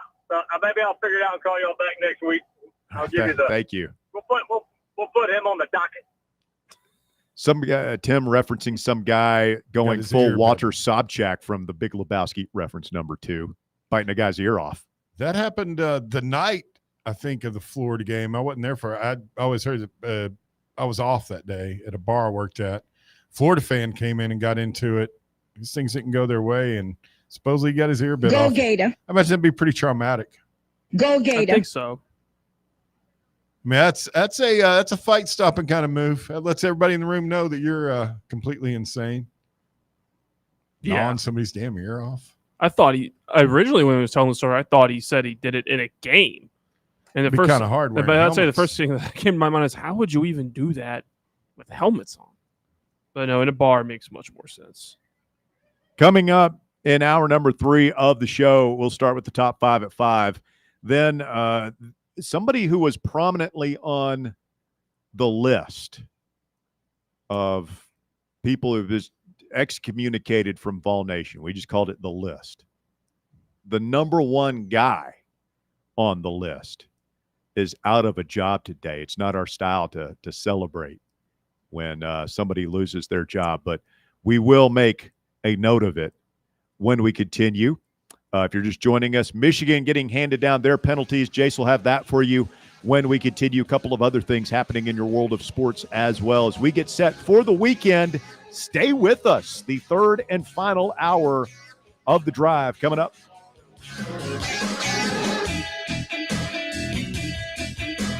The Drive. When it's past high noon, it's time for a vodka soda made with a vodka you've actually heard of. I'm talking White Claw vodka soda made with White Claw premium vodka. JB Smooth only drinks vodka soda made with the world's smoothest vodka. And you can too. Pick you up a bottle of the triple wave filtered vodka that's been distilled 5 times. White Claw premium vodka comes in 4 flavors: black cherry, mango, pineapple, and just vodka. You haven't had vodka like this. No one has. White Claw premium vodka. Please drink responsibly. A brand built in Tennessee and born from the love of the game. Inward Half revolutionizes golfing comfort. Crafted by a former pro and dedicated enthusiast just like you, our luxury performance wear guarantees you stay cool and comfortable through every swing and every day. We're not just a brand. We've set out to create a lifestyle for those who understand that impeccable style and premium performance are a hole-in-one. Enjoy the walk-in with Inward Half. Are you looking for a treat that will knock it out of the park at the next watch party? Just like your favorite baseball team, Crumble brings the best lineup week to week with an expanded roster that includes key lime pie, strawberry cake, or my personal favorite, Monster featuring M&M candies. Let Crumble treat you to the best cookies in the game. Download the Crumble app and start earning rewards. You can even vote monthly on what flavors you would like to see at any store of your choice. Warmer weather is here, so get to the ballpark, but don't miss the cookies. Have you ever found yourself wishing your clothes looked brand new again? Whether it's your favorite suit, that little black dress, or your comfy winter coat, Crown Cleaners can make it happen. From stubborn stains to delicate fabrics, the expert team at Crown Cleaners uses the latest cleaning technology to ensure your clothes come back looking and feeling fresh. Visit one of their 2 area locations, Kingston Pike on Bearden Hill or South North Shore Drive near Dunkin' Donuts. Online at crowncleaners.com.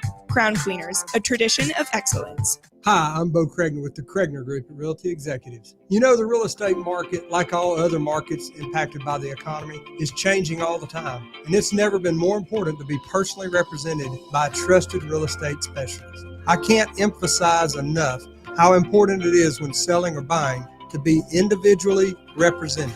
Call me today for a free consultation. My number is 865-742-1035, and my website is bonowshouses.com.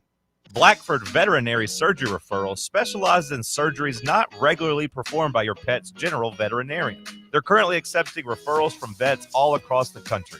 With their newly renovated state-of-the-art surgery center and highly trained staff, clients can rely on professional and thorough care. If your vet says that your pet needs surgery or rehab, ask for a referral to Blackford Vet and let them get your best friend back on its feet. Located conveniently in West Knoxville. For more information, visit blackfordvetsurgery.com. You're listening to FM 105.7 and AM 1340, WKGN Knoxville and W289CU Knoxville, Fan Run Radio. Attention service members and veterans. Introducing the Griffin Law Firm, your trusted ally in military legal matters. From court martials to benefit claims, at Griffin Law, your mission is their mission. Here's VFL Marshall Griffin. As a veteran and retired military attorney, I've successfully defended lifelong benefits and helped preserve professional futures. So I know that when you hire a military justice lawyer, you maximize your chance to get relief. With my unique experience, I can advocate for you because there's no military matter that's too big or too small. Let us help you make these critical decisions that could affect the rest of your life. Remain silent. Request counsel. Call Griffin Law. For a free consultation, call 888-707-4282. That's 888-707-4282. Or just visit griffinlawdefense.com.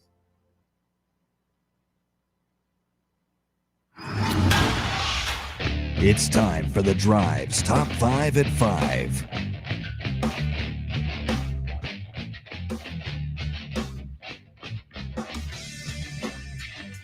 Quitting time on your Friday, 5 o'clock here on Fan Run Radio. Congratulations. You have made it. The weekend starts now. And Jace Brown has your top 5 at 5. It's brought to you this afternoon by Knoxville Smiles. Jace, hit it. Thank you. At number 1, alongside the commitment announcement from 5-star running back Savion Hyder next week, a week from today, Tennessee's 5-star interior offensive line target Darius Gray will come off the board. The Vols recruiting target will make his decision on August 22nd at 7 p.m. He will choose between the Vols, LSU, Ohio State, Clemson, and South Carolina. Gray ranks as the number 16 recruit in the 2026 class, according to 247. He is the number 1 interior lineman and number 1 player out of Virginia. We've been recruiting him for a long time. At one point, I thought we were in there pretty good. I don't think we're getting him. But there is a kid in the mid-state who committed to South Carolina that is a 4-star guy that we're hoping to get. Kamari Blair is his name. Yeah, he was at Clarksville, right? Yeah. Out of your neck of the woods. Yeah, over on my side. So hopefully we can flip him. Yeah.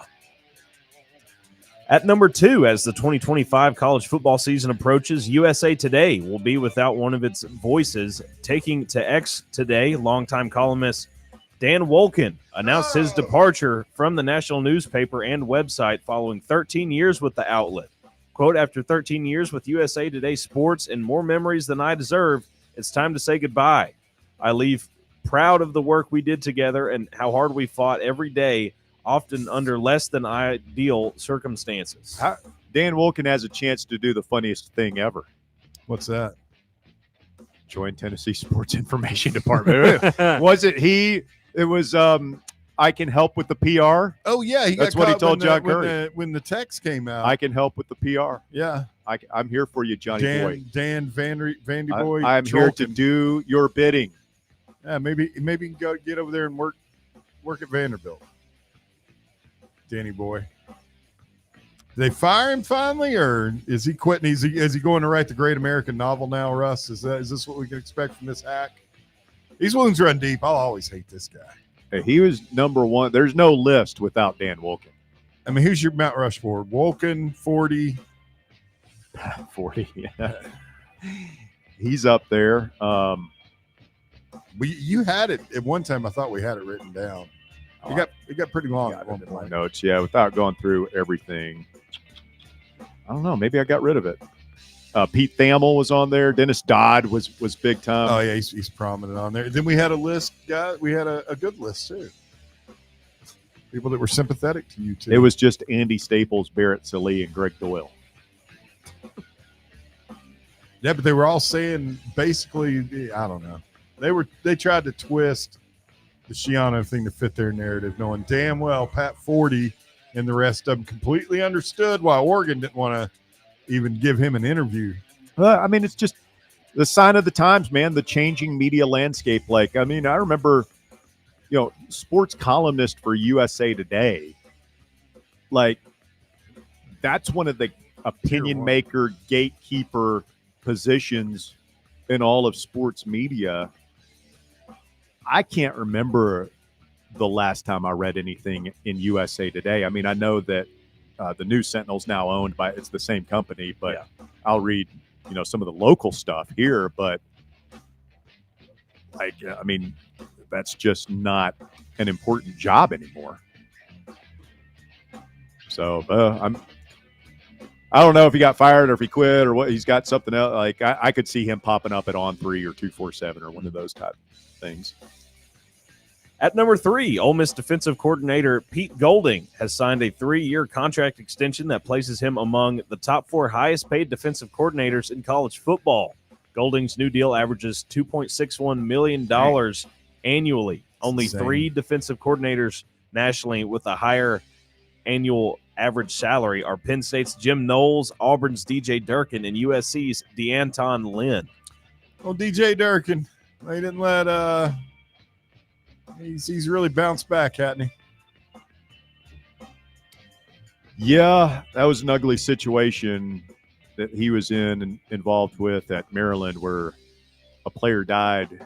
Rabdo, wasn't it? During off-season workouts. No, I think it was just a guy collapsed running, like it was a big man, as I recall, a lineman, collapsed running a sprint or something, and heart failure or something.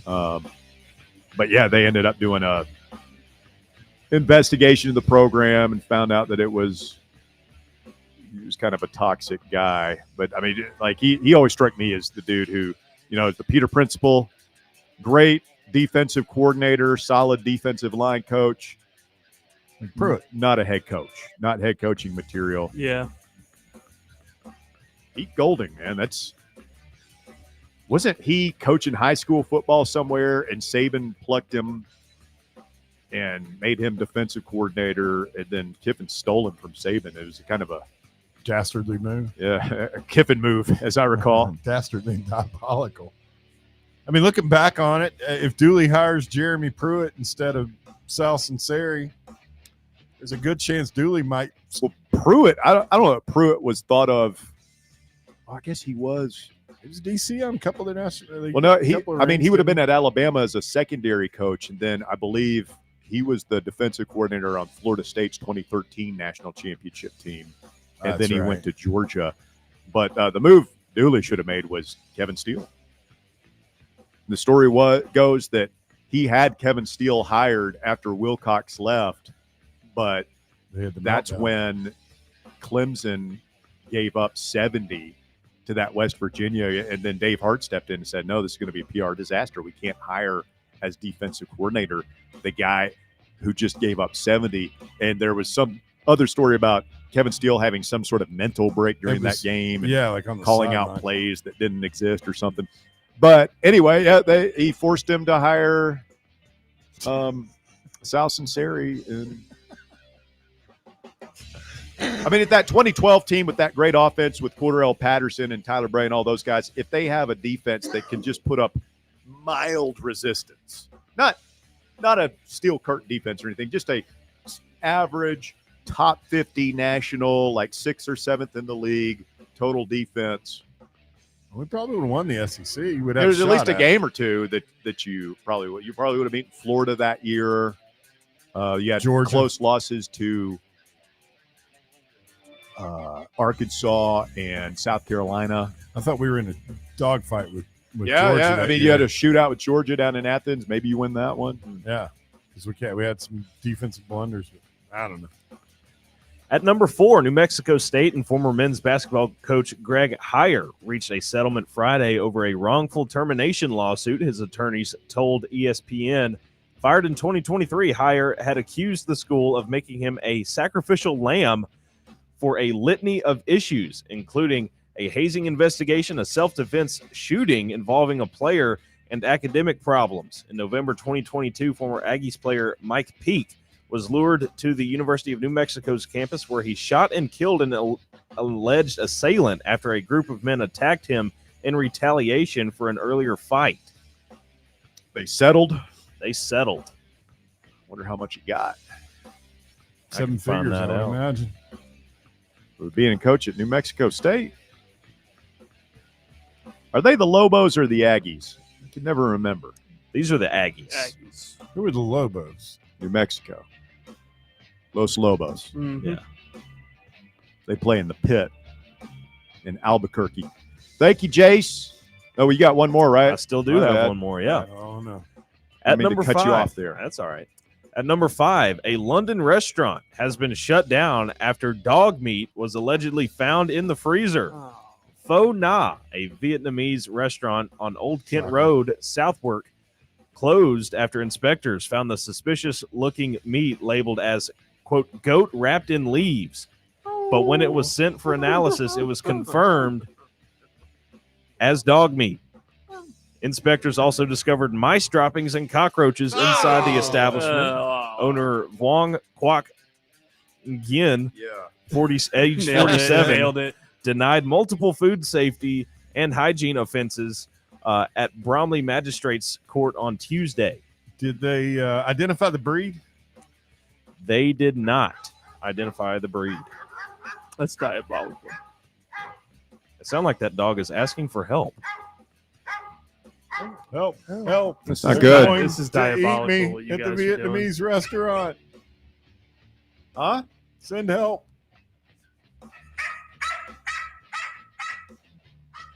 I don't want to be fried. Jesus. It always makes you wonder, man. What are the chances you think you've ever eaten dog? I've eaten at a lot of Asian restaurants over the years. 0%. The worst. 0%. You've 0%. never eaten at like a restaurant that you're like, It could be it's a kind little of this suspicious. is a little sketchy. Let me tell you, man. You Not remember? that sketchy. I don't You think. know where the fire hall is down there, right next to the Killer Waffle House, Paper Mill, and Weisgarber.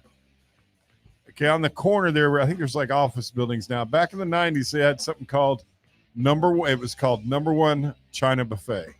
I remember that. Yeah. Yeah, I ate there one time. I swear, I think they served me cat. I would not trust a place That called was the number sickest one I've China been. Buffet. It was violent. It was very, very violent. Didn't last long. Violent. But my body expelled whatever that meat was. What did it taste like? What makes you think it was cat? It was really gamey. I mean, just yeah. It was bad, man. Ate about 10 minutes later. Mm-hmm. Yeah. Boom. Boom. Well, that could be any. That could be any sort of. That could be spicy. anything. That could I have been got- General So's or something. No. That could have just It been was some just- bad chicken. It wasn't chicken. I noticed it when I was eating because I stopped eating this one thing. Yeah.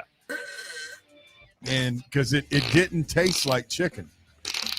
Clearly not. It was real gamey. You didn't even make it out of the restaurant? Oh, no. I made it to here's the worst part. I had ridden with some friends, my friend Chris and his wife Amy. And we had to go back. Chris was a drum instructor at Rob Payne's Music. So we get back over there, and I'm like, hey, man, I really need to use the bathroom. See where he's like, yeah, go on. I was in the bathroom for so long, he thought that I had left. I was So like, he left you? No, he was working. Oh. I came out of the back. And Oh, what yeah. the hell are you still doing here? It was like that cat ate really didn't it didn't sit well. No. Explosion. I wouldn't think it would sit well. Man. Number one China buffet. Oh no, we no serve cat. Thank you, Jace. That is the top 5 at 5 this afternoon on the drive. It's Fan Run Radio. Russell Smith, Bear, Jace Brown, and Walker Smith all hanging out with you for another hour or so.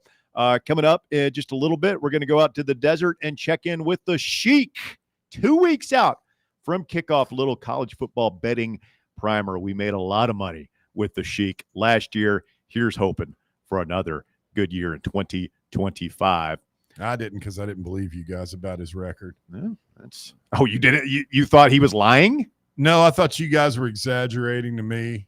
No. I'm telling you exact numbers. I know, but it seemed too good to be true. Well, let's be honest. You're not going to do it again this year. Probably not. I think if somebody, like, if Haji could place my bets for me.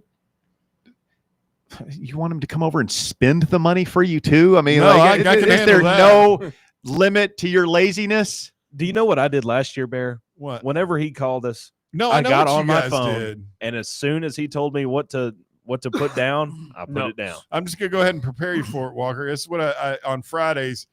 Russ, Cress, and Jace would pull out their little pads of paper, their little sharpened pencil. Mm-hmm. Oh, yeah. And they just furiously take notes, like they're studying for some kind of exam that they had to pass to graduate. Just trying to win. You guys did have a lot more extra money than I did last year following Haji's tips. Winning gambling money. Put that on the list of awesome things Bear hates. Let's get Phil in here next. Phil, you're on the drive. It's Fan Run Radio. What you say, David? What's up, Philly? Me and Bear Bryant now. Doing well, thanks. Well, show's kind of going off the rails there, like gas talk. Phil, are you a big Asian food guy? You like Chinese? I mean, every once in a while. Think you've ever had a little dog meat in your Asian food? No. I hope you're right, buddy. You never know. Hey, it wouldn't surprise me. It wouldn't surprise me if they snuck one in on me. I don't think I've ever been in a position to accidentally have dog meat. You don't know. Don't tell them you go in these places. You don't know what they're going to put on your plate. That's true. Let's get real. That's kind of comical. Y'all ripping Harbaugh earlier today. I mean, he put the Super Bowl, won the national championship. I'd take it in a minute to lose 30 or 40 million, or whatever they're losing. He's a dirty, no good cheater. Well, tell me a team that ain't won and is sin free. It's a good point, Phil. 98, Tennessee. Oh, come on, Bear. There was nothing wrong with those guys. Come on, Bear. How many dudes do you think we were paying on that team, Phil? I'd say at least 50% of them. The good ones. There's mighty good ones on that team, too. Tease Tahoe didn't pay for itself. Nope. That's it. So they figure out the quarterback situation today in the scrimmage? Sounds like Joey Aguilar had a really good day. It helped having Mike Matthews back. They both lit it up. I have to see it to believe it. I mean, I don't believe all the crap they put out about Phil. Here we go. I still think McIntyre is your future. Nobody's arguing with you on that. Yeah. The coaching staff doesn't want at 175 pounds and 6'6". I don't think they're really comfortable exposing him to the level of defense and the level of defensive player that he's going to see in the SEC. Phil, don't you think that they want to get through this year with Aguilar and Merklinger so that they can get Faison Brandon on here and let him and McIntyre settle it on the field? They probably do, but in all honesty, for us to have a good season, I think McIntyre's going to be behind center before the season's over. I don't think McIntyre can play, and Aguilar's an interception machine. So, I mean, the brief times I've seen McIntyre, he looks to me like a real deal Holyfield. Mm. He got you on the tater, as Titans-ville would say. Well, the problem is you have Georgia in week. That great running game that we're supposed to have, they'll take pressure off a freshman quarterback. Yeah. Problem, Phil, is you got Georgia in week 3. So, Play the garbage until week 3, and then after that. It's not garbage. Come on, Yeah. Phil. That's a little It strong. is garbage. That's Wait strong. and see. You don't know that. We're going to be lucky to beat Syracuse. You don't know that. I do know it. Come How on, do you know? Carl. Don't call Joey Aguilar garbage. That's not nice. And his name's Merklinger, not Macklinger. Whatever his name is, he's never going to play. You don't know that. You got a crystal. Phil, are you smashed right now? Smashed. No, I'm halfway smashed. I'll tell you what, Utah had a good call last time, but this call today by Utah was subpar. I mean, we're going, Adidas money's going to have to take it and like it. $20 million is more than $5 million. Ain't it right? You think Jamie Utah needs to lay down his arms when it comes to this Adidas thing and just accept it? Going to have to. We won a national championship with Adidas in '98, didn't we? It's fact. I think we may be the only team that's won a football national championship in Adidas. Fairly certain. Yeah. Kansas has won one. And basketball, they're Adidas. Louisville. Honestly, the basketball is what scares me because the Adidas basketball uniforms, that's where you see the, as you call it, trash, Russ. Those horrendous Texas A&M unis. Those aren't even in the same realm of stupid looking as Kansas. And whatever Russ tweeted out last night, it was like 5 different colleges' uniforms. Is West played in Bearden next week, Russell? Yeah, a week from tomorrow. Reckoning. They have a Kevin debt to pay. Simon's son, he left Bearden, didn't he? He's in IMG somewhere now. Oh, I didn't know that. Did he? He left Bearden? Yeah, I think he went to that or Mount Verde, whatever the Mount Verde. all those. That's too bad. Yeah, it is. Is West got anybody going to UT yet? See, Yeah, we got JP Peace. We've That's got true. Peace is boy. The Scott kid from one of their state championship teams a couple of years ago is a linebacker there right now. Put a little respect. Put a little respect on it, Phil. Is there any NFL players yet? I guess Cottrell. Yeah, we've had a few. Cottrell Had a few. I mean, you guys try and take your little shots and everything. Jealousy is it's such a bad look for the choir boys, the altar boys, excuse me. Our staff didn't get blown out under a Such- cloud of malfeasance. No, Yes. just fired 'cause they When were is bad. when is something bad ever gone on at Catholic? Never. Never had a Which time? PR You can disaster. say- you Never can sit on- once you can seen sit on that. the sidelines, or I will immediately open the Bombay doors on you, big boy. They 'Cause had- you live in a glass mansion right now. I had nothing but You wanna David get the whole Nesky for private 30 school. years. Oh, I the- went to yeah. school The in altar Knoxville. boys are getting their druthers Yellow. up this afternoon. Yellow Mesky.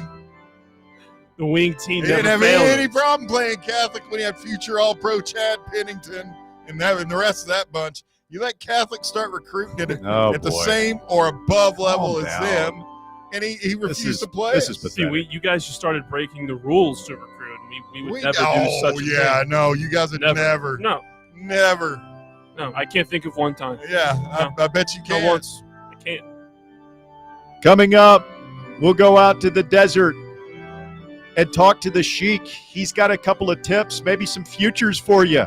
Stay with us. It's Fan Run Radio. Back with more after this. The Drive. You're locked onto Fan Run Radio, 105.7 FM, 1340 AM, and online at fanrunradio.com. Barley's has live music on weekends, general team trivia on Wednesday nights at 8 p.m., and now live sports trivia courtesy of the Knoxville Trivia Guys every Thursday night upstairs. The game starts at 7 p.m. and is free to play for everyone, so head on down to the Old City and show off your sports knowledge and win gift cards to Barley's. Use those gift cards to buy some delicious food and drinks, and you can take it all in with their wide selection of TVs and indoor projectors. Barley's Tap Room and Pizzeria. This is Coach Josh Heupel. In football and life, you need a solid defense to protect what matters most. That's where Farm Bureau Insurance of Tennessee comes in. Score peace of mind with Farm Bureau Insurance, the official insurance of the Vols. They're your line of defense. FBITN.com. This is Baseball VFL Cody Brown. Farm Bureau Insurance is the official insurance of the Tennessee Vols. I'm here to be that line of defense for all your insurance needs. Give me a call at 865-992-3871 and go Vols. White Claw is taking hard seltzer to new heights with White Claw Surge. At 8% alcohol, White Claw Surge is a stronger wave of refreshment that doesn't compromise on taste. Available in 4 bold waves of flavor like ripe blackberry, citrusy blood orange, zesty natural lime, and tart cranberry. Check out your favorite retailer in-store and online for the White Claw Surge Variety 12-pack and 16-ounce single-serve cans. White Claw Surge. Please drink responsibly. Ready to launch your career? Axle Logistics is a leading third-party logistics company where excellence is an energy. With an award-winning culture, Axle proves that positive outcomes come from a positive environment and a work hard, play hard mentality. At Axle, the drive for success is infectious. And with an uncapped commission structure, hard work isn't just noticed, it's rewarded. For those with big goals and even bigger dreams, Axle Logistics is the place to start your career. Got a flat tire? Strange noise under the hood? Don't stress. Roll into Matlock Tire and Auto Service. From oil changes and brake repairs to brand new tires, Matlock's certified techs do it all. Fast, friendly, and fair priced, Matlock is the home of the price match guarantee. Bring in any competitor's ad and Matlock will match the exact same tire for the exact same price. Matlock Tire and Auto Service. 5 locations in East Tennessee. Visit matlocktireservice.com to find the location nearest you and schedule your appointment. Good afternoon. A bit more volume in the last few minutes on 275 over here up by High School. Watch for radar out through Sevier County this afternoon. Quite a bit of traffic in that area already around that Dollywood exit. Looks like a lot of folks visiting Gatlinburg, Pigeon Forge area. It's pretty crowded up through there as well this afternoon. 40 East been a little bit busy at times trying to get up past White Road. Hey, if your check engine light comes on, don't panic. Just Google search Knucklebusters Amco Knoxville. Amco serving East Tennessee since 1962. I'm Commander Chuck with your on-time traffic.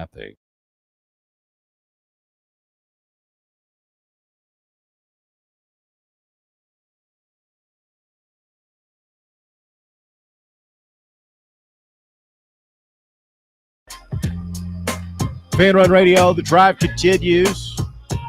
Let's go out to the desert. Oh, man, it's been a long time since we've said that. And talk to the Sheik, John Hodge, host of the Cover Boys. Heard weekends here on Fan Run Radio throughout football season. Haji, we are getting close, my friend. Hello, boys. Yes, I'm ready. It's been 7 months. I don't know if you noticed that. It's been 7 months since we played college football. So let's get it on. So we hit the mark where, what'd you say? What, if February would be the next weekend without football? Yeah, just about. After the Super Bowl, I guess, right? Yeah. Yeah. So it's on now. We're going to have some type of football on Let's every weekend. go. Hey, Bear, I'll agree with you that is probably the most tainted national championship ever. It's hard to lump all those Alabama titles together from the 70s and 80s, but the 60s. But I'll disagree when you said Harbaugh is a no good, dirty cheater. He's actually a very good dirty cheater because he got away with it. That is true. I see what you're saying now. I mean, they got the most wins of all time, and they weren't going to step in front of that. And then they completely manipulated the college football playoff and basically got what amounts to a slap at the wrist for a bunch of billionaires. He did get a 10-year show cause. He ain't never coming Which back. he's never coming. What do you think? What do you think he even knows?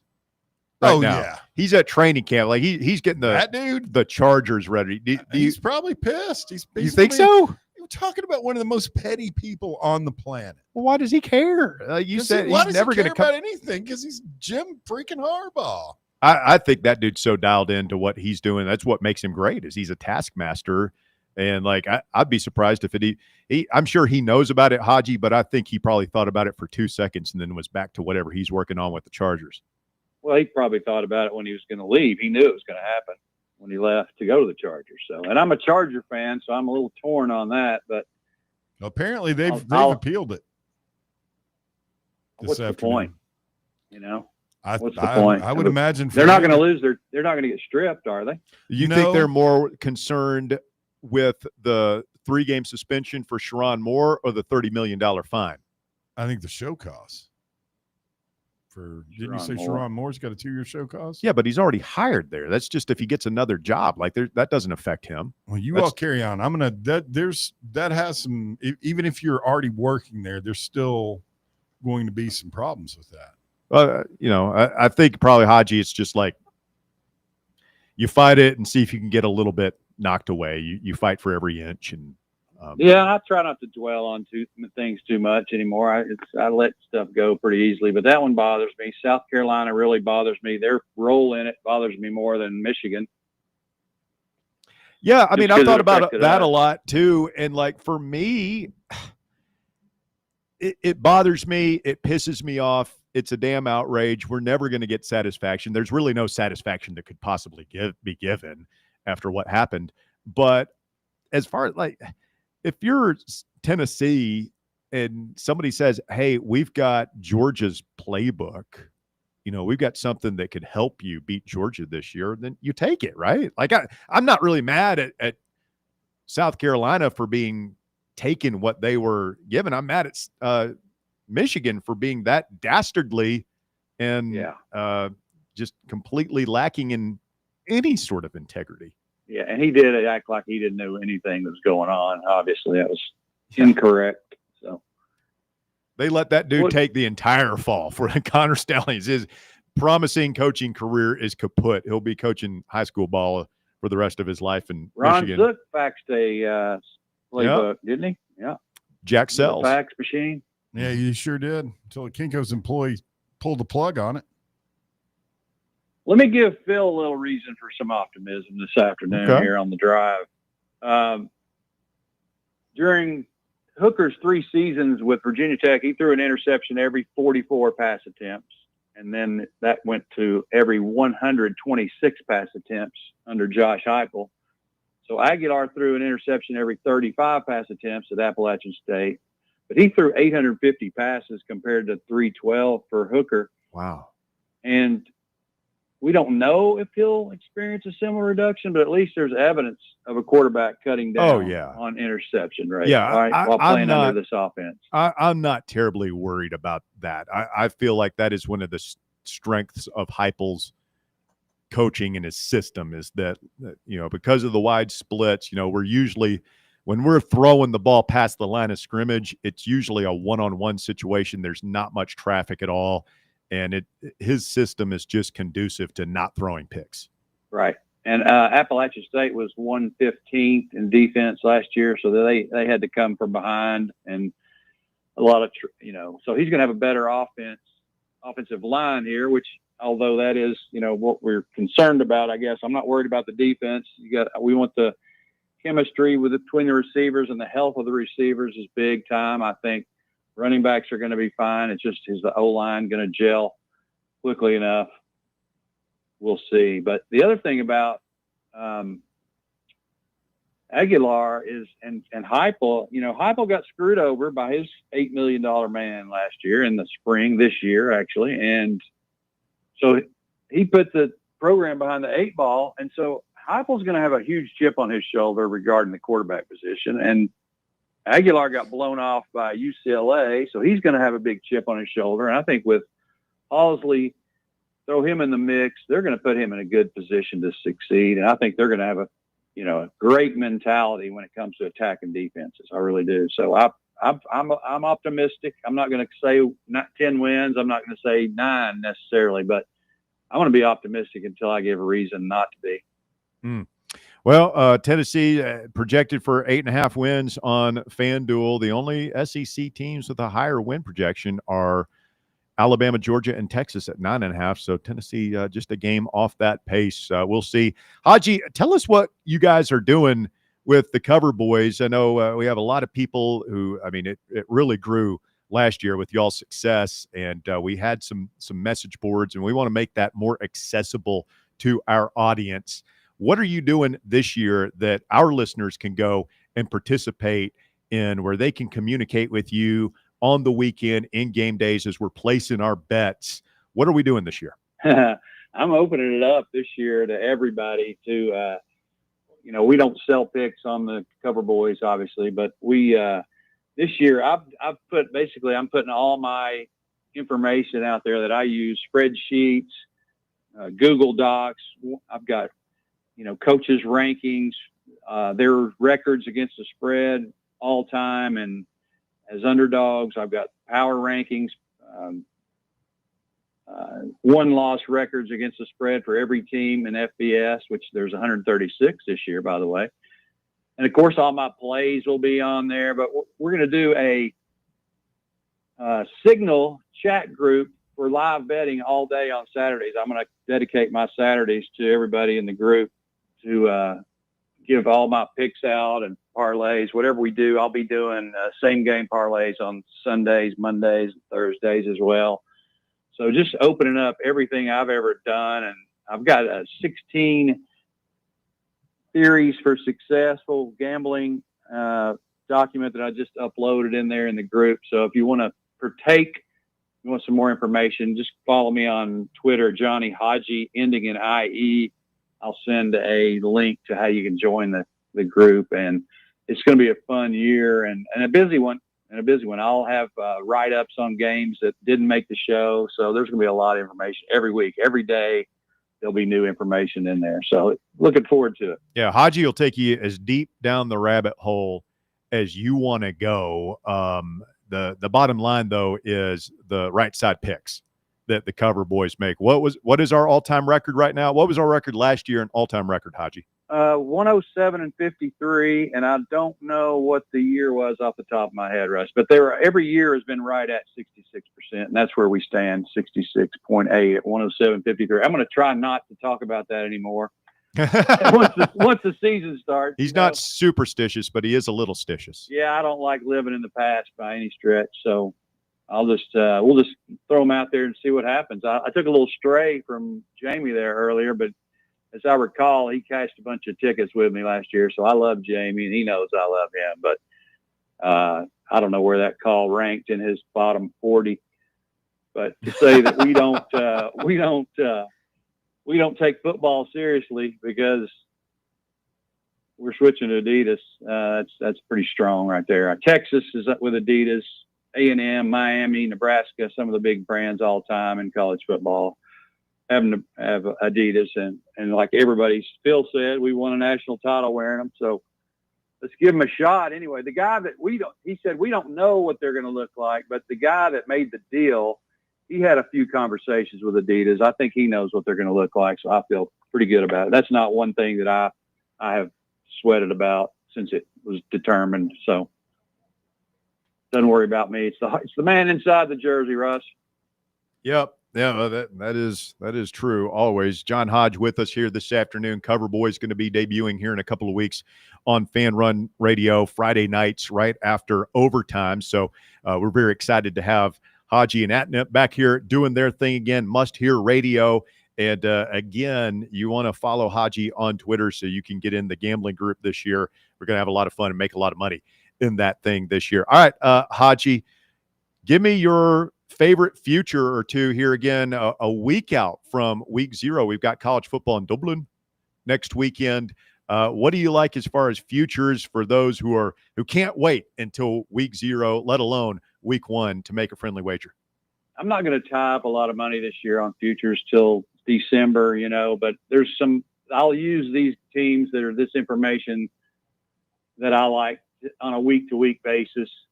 And some of those are, I like South Carolina under 7.5 wins. They're liable to be 5-0 if they win at if they beat Vanderbilt at home. But then they play 6 of the last 7 are against top 15 teams in the poll as it stands right now. The only gimme is Coastal Carolina there at the end. And their defense, they lost 5 starters in the first 4 rounds of the draft. And Sellers is maybe one of the best. He probably is one of the best 3 quarterbacks, certainly. Lagway, and I'm going to put Arch in there. And LSU, help me out there with a second.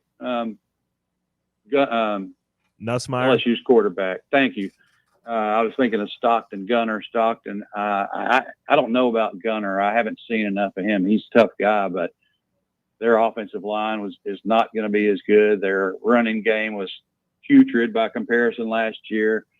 They got a couple of receivers in, but I'll hold off on. Hurt again, isn't he?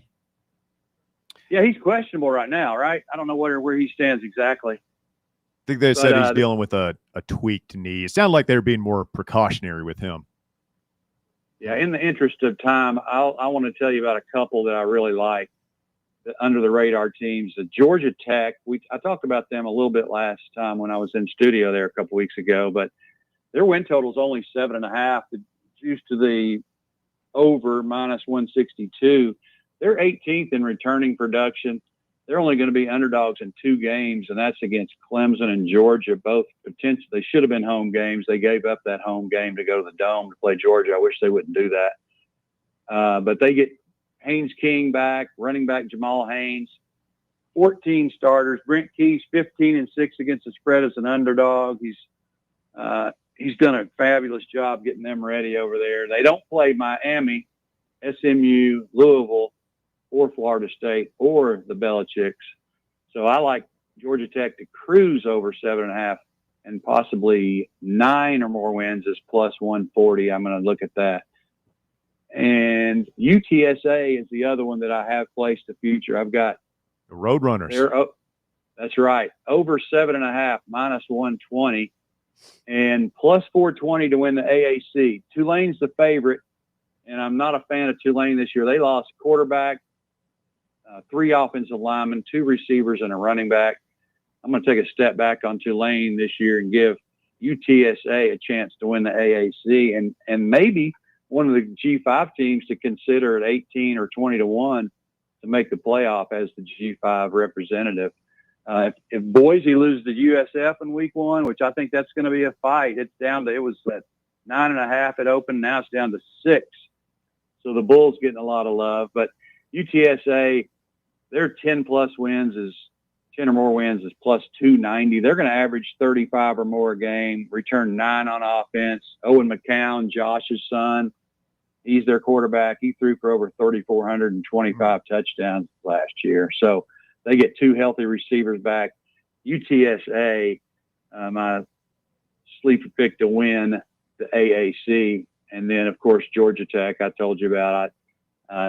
With their schedule, I just like the way everything lays out for them. So over 7.5, easy for them, and then possibly 9 or more. All right. Well, looking forward to it. I'm looking at the spreadsheet online here, Haji. People are going to want to see this. You've got a tab here with all your plays on it, everything you just talked about, UTSA, Georgia Tech. Looks like we like Texas over 9.5, Purdue under 3.5. Boy, they're going to suck. Yeah, they play their 2 first games they're winnable. They play the Salukis and Ball State, one of the worst teams in the MAC. So they're going to be 2-0. So I'll look at going after they're under 3.5 after they're 2-0 and maybe get a better price there. All right. Well, everybody go follow them so you can get advice, get access to all this stuff. It's going to be a lot of fun. It'll be a lot of fun. We got a lot of information. We got 4 games next week, Saturday, Russ, and then 8 games on Thursday. Mm-hmm. So we'll talk about those next week because obviously the show will air the following week after those games are played. And I've got about 6 or 7 I'm trying to whittle down already that I like. So I just can't wait. Let's get this going. All right. Very exciting. Haji, we appreciate it. Here's to a fun and profitable 2025 season. Appreciate you guys. We're looking forward to it. See you next Friday. Yes, sir. There's the Sheik, John Hodge.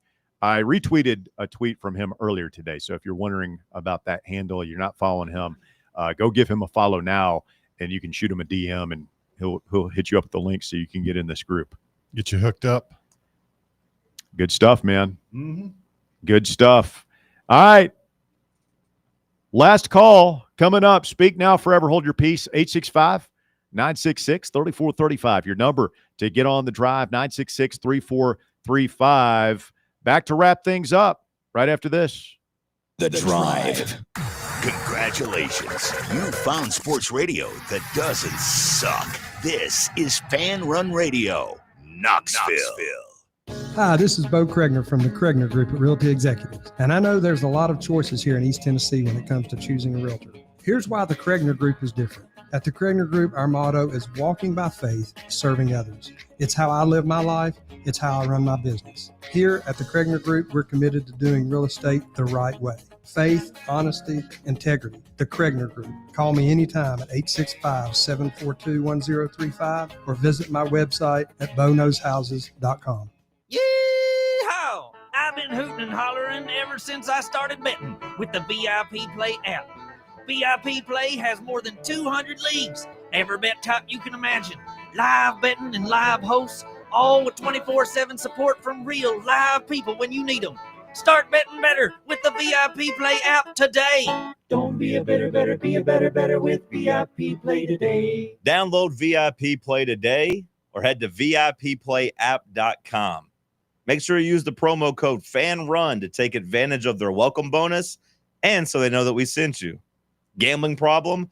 Call 1-800-88-99789. Must be 21 or older and located in Tennessee to bet. In a world filled with deadlines and screens, sometimes we forget the simple joys of life. Days filled with special moments. At Inward Half, we understand the essence of these moments. Feel the difference between our breathable fabrics and flexible apparel as you disconnect from the hustle and bustle and reconnect with what truly matters. Inward Half. Simple luxury for on and off the course. Got a problem tree looming over your home? Call ECR Total Landscapes. Whether it's trimming, removal, or storm cleanup, our certified pros get the job done safely and efficiently. We're licensed, insured, and ready 24/7 for emergency calls. Big or small, we cut them all. ECR Total Landscapes. Call now for a free estimate, 865-384-2012, and mention promo code FANRUN for free stump grinding on any tree removal now through the end of the year. Also, visit us at ecrtotallandscapes.com. Are you tired of trying to squeeze your dental appointments in on your lunch break or before you go to work? Here at Knoxville Smiles, we're all about making going to the dentist easier. That's why we're now open until 7 p.m. on Tuesdays and Thursdays.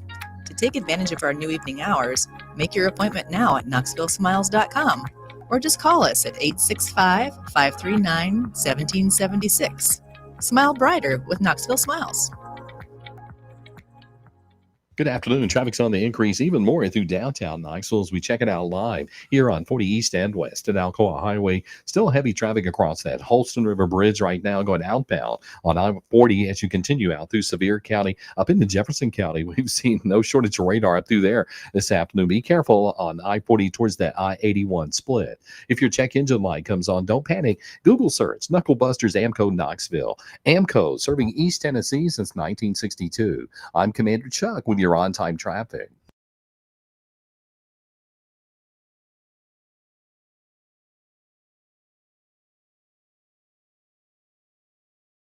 Edition of the show, and let's get back to the busy phone lines and talk to DR Ball. Good afternoon, DR.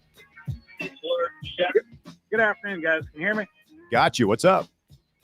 Not much, man. Walker, you were talking about number one Chinese food, how you wouldn't eat a place like that. Is that what you said? No, I just said I haven't eaten at a place that I think I could have eaten dog meat at. Yeah. Okay. I was going to say, we got a place in Jackson called number one Chinese food. It's pretty good. You know, talk about dog meat over in the Philippines, that's a delicacy. Yeah, I know. Yeah, German Shepherd. German Shepherd, like any kind of dog or Korea just German too. Shepherd?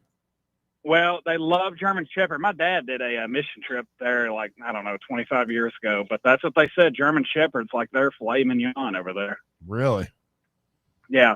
There's a something dude. about the Germans. He was a lot older than me. He's like 12 or 13 years older than me. Grew up in the same neighborhood. I think his name Bob G. I'm not going to say this guy's last name, but he went and did this thing where I think he taught in South Korea, and the dude had adopted this like stray dog. And the host family he was staying with fed him his dog. He had no idea. Yeah. And he became a like card carrying total vegan after that. He's the guy. I'll tell you, you guys might have seen him. Remember back when the PETA people would protest like on Cumberland Avenue and there was a guy dressed up in the giant pig outfit, the big pig costume? Why would I remember that? No, I don't remember it was this at all. It was all over the newspapers back in those days. Yeah, you two wouldn't remember because you're young, but I thought Russ might. But anyhow, it was pretty traumatic to Bob. I know my dad when he was over there, he said they were sitting outside at a restaurant and there was a dog walk by. It was like the local dog and it had an eye hanging out. And my dad said, "Yeah, it was disgusting." I did. It's a true story. It's actually happened. And my dad said, "What is, something's wrong with that dog? What are you going to do with it?" And the guy, the Filipino, was like, "We're going to eat it." He said, "Eat it?" He said, "Yeah, we're going to eat it later." So needless to say, my dad didn't go back to that restaurant. He probably had some dogs there, honestly. Or you're talking about like the double drive-through. You can put that on the, I don't know if it's awesome, but I hate those things. Like that, they're so confusing for one. And two, I think it's just so Americans can fight, man. Like people can't get it right. It's like when you go to a four-way stop. I'm from a small town called Tresment, Tennessee. Four-way stop. The idiots there, they can't figure it out. Oh my God, it's the worst. It's the worst. Yeah, it's awful, man. It triggers me. But I remember I won't go to McDonald's in Dyersburg, Tennessee because of my drive-through experience. This was 2009. I timed it perfect. I was in college, was doing clinicals at the hospital there. Timed it perfect. Nobody was there. Ordered my food. It was the double window. So I paid for my food and I was like, all right, pull ahead next window and grab your food. Pulled up there and looked in the window and I just kept driving. It was a midget, had the food. I haven't been back in 16 years. You have a good day, guys. Come on. He's gonna. I mean, I know he's like an old time loyal. It's not funny, DR. Loyal caller, but we have little people listening to our show right now. They don't deserve to be discriminated against. At this point, I feel like we've got no choice but to refer him to the Council of Elders. For just imagine to the midget population in our audience, right? Little people, Russ. You've had a hard day at work. You're finally off. 5 o'clock hits. You're like Fred Flintstones, shooting down the neck of that brontosaurus, saying goodbye to Mr. Slate for the weekend. Look it up, kids. You get in your car. You get up there on your special seat up high and everything. You're driving home, and you just want to tune in to your favorite sports radio show to have a little chuckle, have a little entertainment on your way home before you get home. The wife and kids, the other little people that you're living with, and your little hut or whatever you got that you're living in, and you flip on the radio. And there's DR displaying his midget phobia for all to see. I don't think it's a phobia anymore so much as a. He's just avoidant. Yeah, it's just kind of hateful. Yeah, I think what like for me, whenever and DR a bad calls, look for us that you've got to stop it, DR. Yeah, we got to be better. I feel terrible laughing at those, but he says Dyersburg McDonald's. I know exactly what he's talking about. Really? I have been to that McDonald's and seen that midget person. I have not seen that little person, but it's so funny just because I'm so familiar with that area, and he knows all these people that I don't over there. It's like a weird trip down Dyersburg, Tennessee, home of former 5-star recruit Robert Hubbs. Yes, Bobby Big Hubbs. Bucket Bob. So they don't. I'm assuming they don't like being called midgets or dwarves anymore. I think the term that or what the public prefers is little people. I don't think they care. They probably don't. I think that's something that you think that's I think it's so like people like you say, "Oh, yeah, what do you mean people like me? I'm not going to use this word. I'm better than everybody here." I'm just saying they don't like it, and it's you not. You that don't know they don't like it. You're just saying that. You don't know. How many midgets do you know? I'll tell you, 0. Have you done some sort of midget survey? You think you know how they feel about the word midget? You don't know. You're just saying that. Pump the brakes. Well, it's not much different than a lot of the other things. Yes, it is a lot different. Are you about to compare it to the N word or the R word or other words that you can't say? It's different. Midget is. Yes. Dwarf. Yes. By virtue of the fact that we're saying it here with impunity, there are other words that you can't say, that you wouldn't say. Will you agree that it's little that it's a pejorative? No, I won't agree with that. It's not insensitive at all. No. You see nothing wrong with DR Voll's behavior. Come on. That's not what I'm saying. That's a straw man argument. You know that. Do you have problems with DR's behavior about this subject? Yes, I just said that. Yes. But you use a lot of the words he uses to be funny. You don't see anything. That's where you don't. There's. How do you not see the distinction here? I can go and I'm not going to pay for my food and then drive away because I'm afraid of touching the bag that the midget has touched. I'm not going to not go to midget wrestling. I'm not going to not laugh at the Wolf of Wall Street when they're flinging those midgets up against the Velcro wall. Well, what's confusing about this? What about my position Do you not understand? I mean, I understand it completely. I just think I don't agree with it.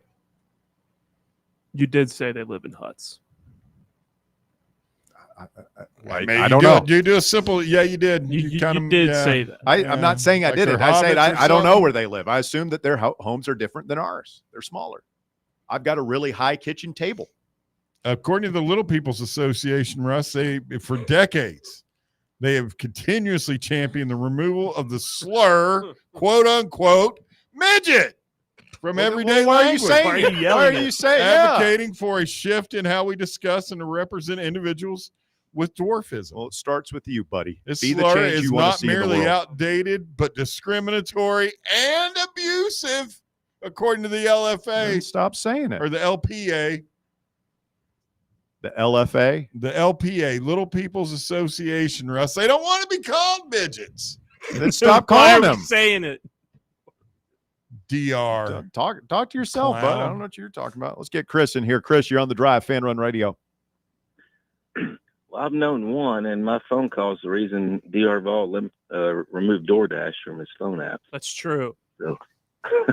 That's pretty good. DR's about a half a knucklehead sometimes. And people act like Aguilar's this, backup quarterback. He threw for almost 7,000 yards and 55 touchdowns. That's not bad. His O-line was horrendous last year, running for his life.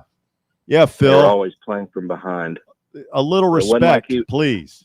He is Wasn't like he loosey-goosey was, with the ball, Chris. He's going to have to cut back on that. Did you not listen to Haji? He's no more loosey-goosey than Hendon Hooker was before he got into Heupel's system. Mm-hmm.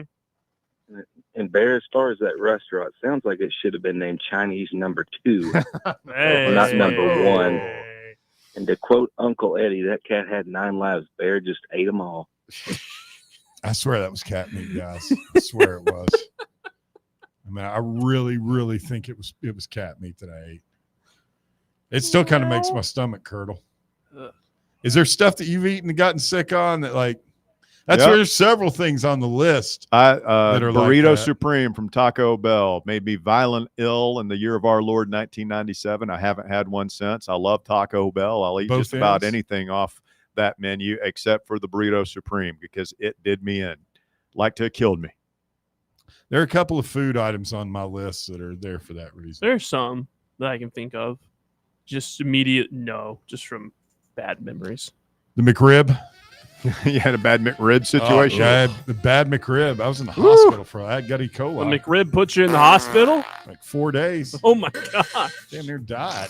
Cause of death? Bad McRib. The McRib. The rib so much as the guy didn't wash his hands after he used the bathroom. All right, stay with us. We got a little overtime headed your way next on many of these overtime. All right, coming up next on Fan Run Radio, it's something else. Have a great weekend. The Drive. Blackford Veterinary Surgery Referral specializes in surgeries not regularly performed by your pet's general veterinarian. They're currently accepting referrals from vets all across the country. With their newly renovated state-of-the-art surgery center and highly trained staff, clients can rely on professional and thorough